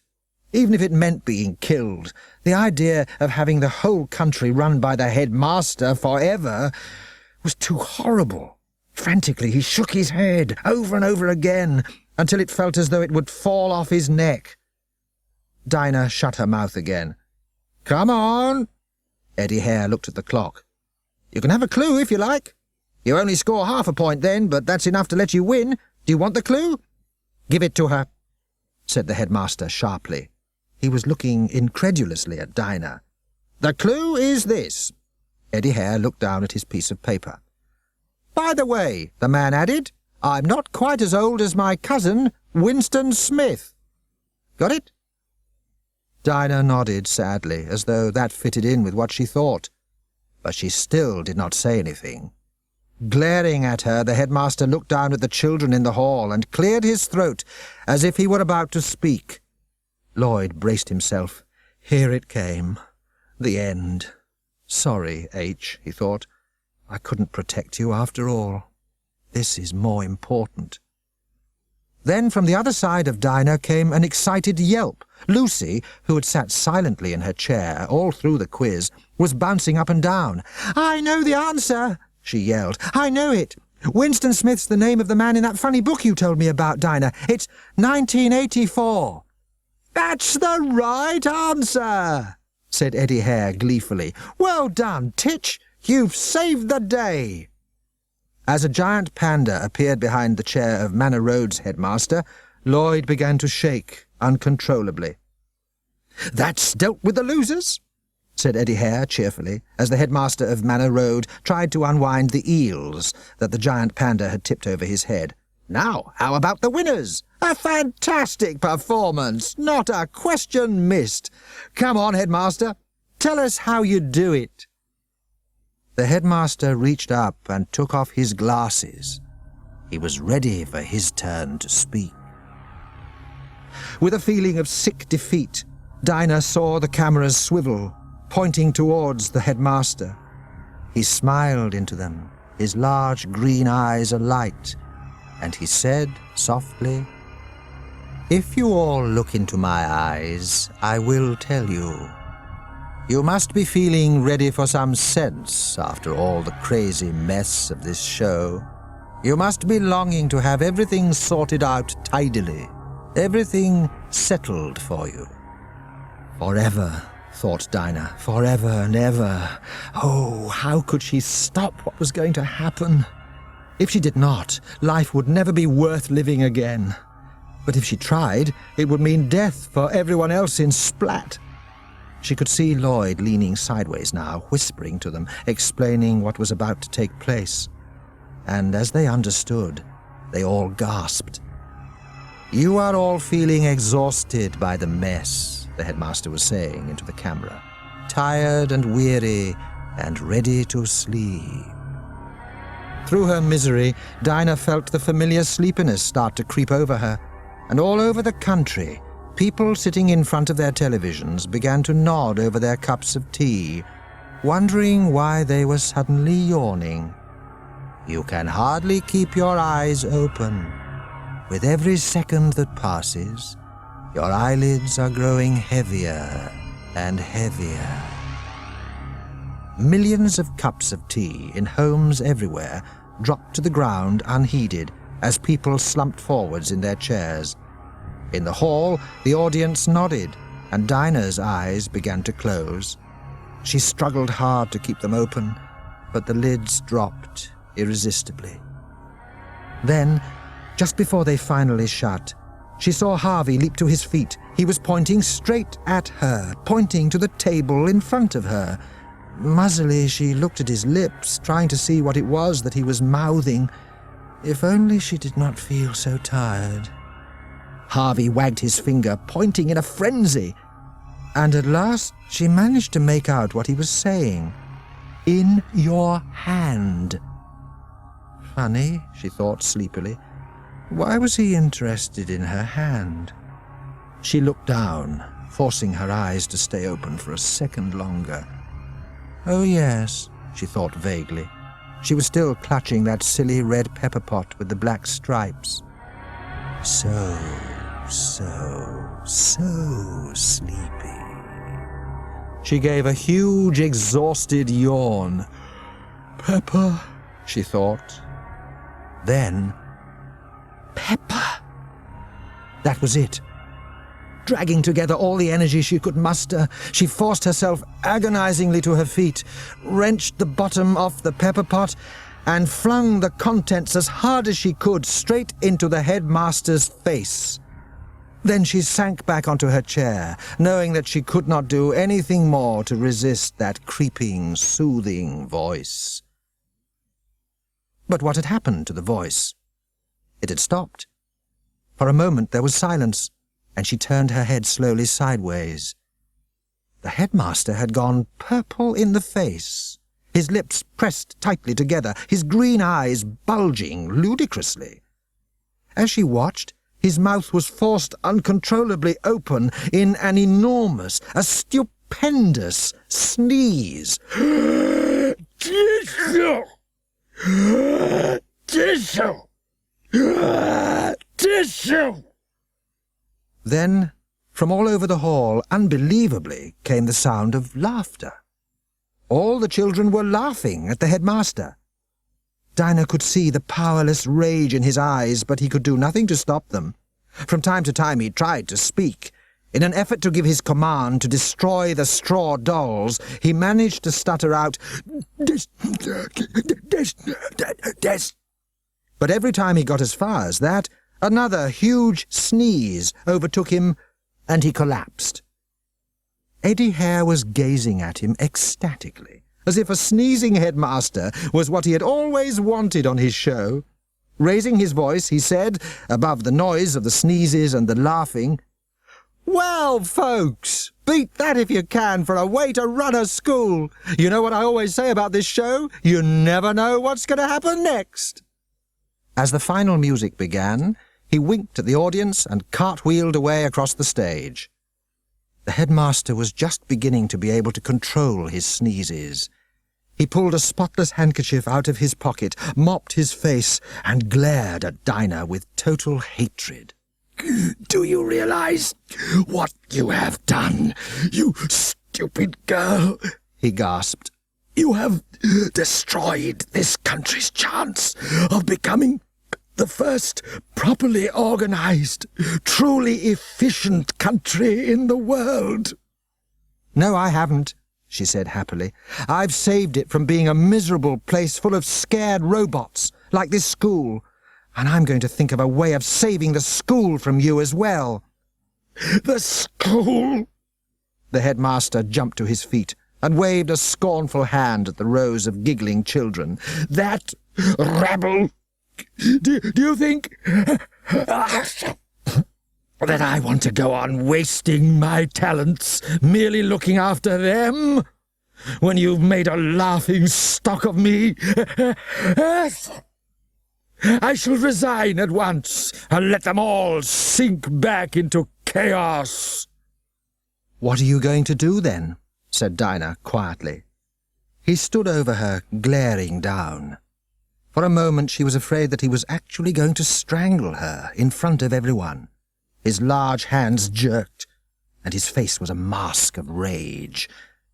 Then he took a deep breath, and an unpleasant smile spread across his lips. "Do you think I shall be so foolish as to tell you my plans? No, Miss Clever Glass.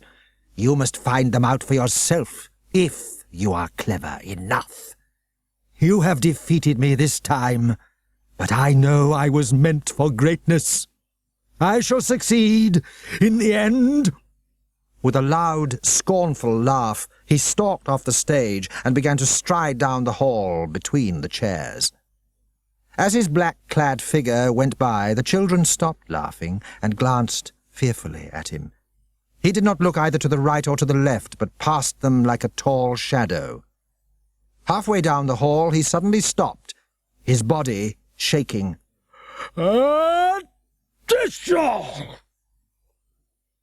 As if they had been released from a spell, the children began to giggle again, and Lloyd and Harvey grinned happily up at Dinah, while Ian, Mandy, and Ingrid jumped up and danced a jig. But Dinah did not grin back.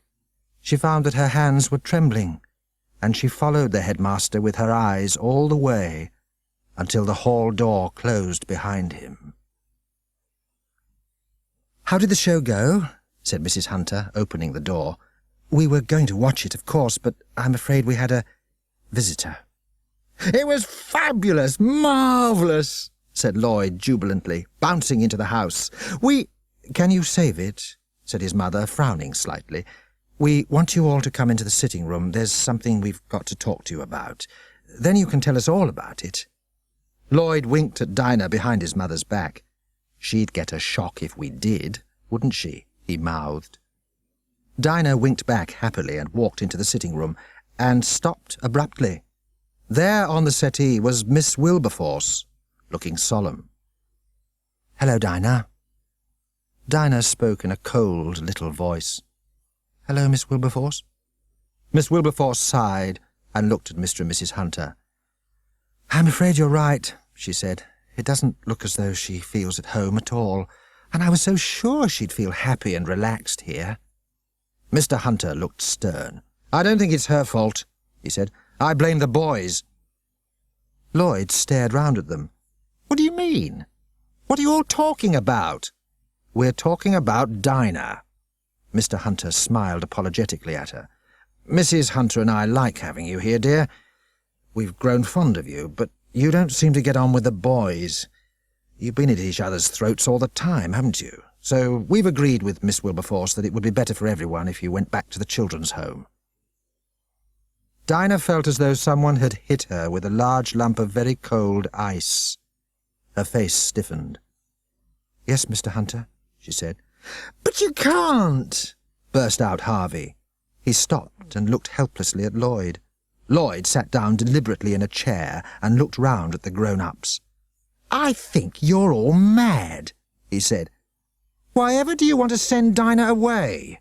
Plum-coloured pumpkins, we want her here, forever and ever. I think Mum and Dad ought to adopt her properly." Mr. and Mrs. Hunter goggled, their mouths dropping open. "You like her?" "Well, of course," said Lloyd, as if it were a ridiculous question. "I think she's fantastic. Except," he grinned across at her, "except for being a bit thick, of course." Dinah had gone rather pink and was staring at her feet. She did not speak until Miss Wilberforce said gently, "Well, Dinah, how do you feel about it?" In a choking voice, as though she could hardly speak, Dinah said, "Please. Oh, please." "That's all right, then," said Lloyd in a satisfied tone. "Now, please, can we have something to eat? We're all absolutely starving." His mother looked at him in bewilderment. "But you took a packed tea to school. You can't be hungry again. Whatever have you been up to?" Lloyd, Harvey and Dinah looked at each other and grinned. "Oh, nothing much," they said, in perfect unison.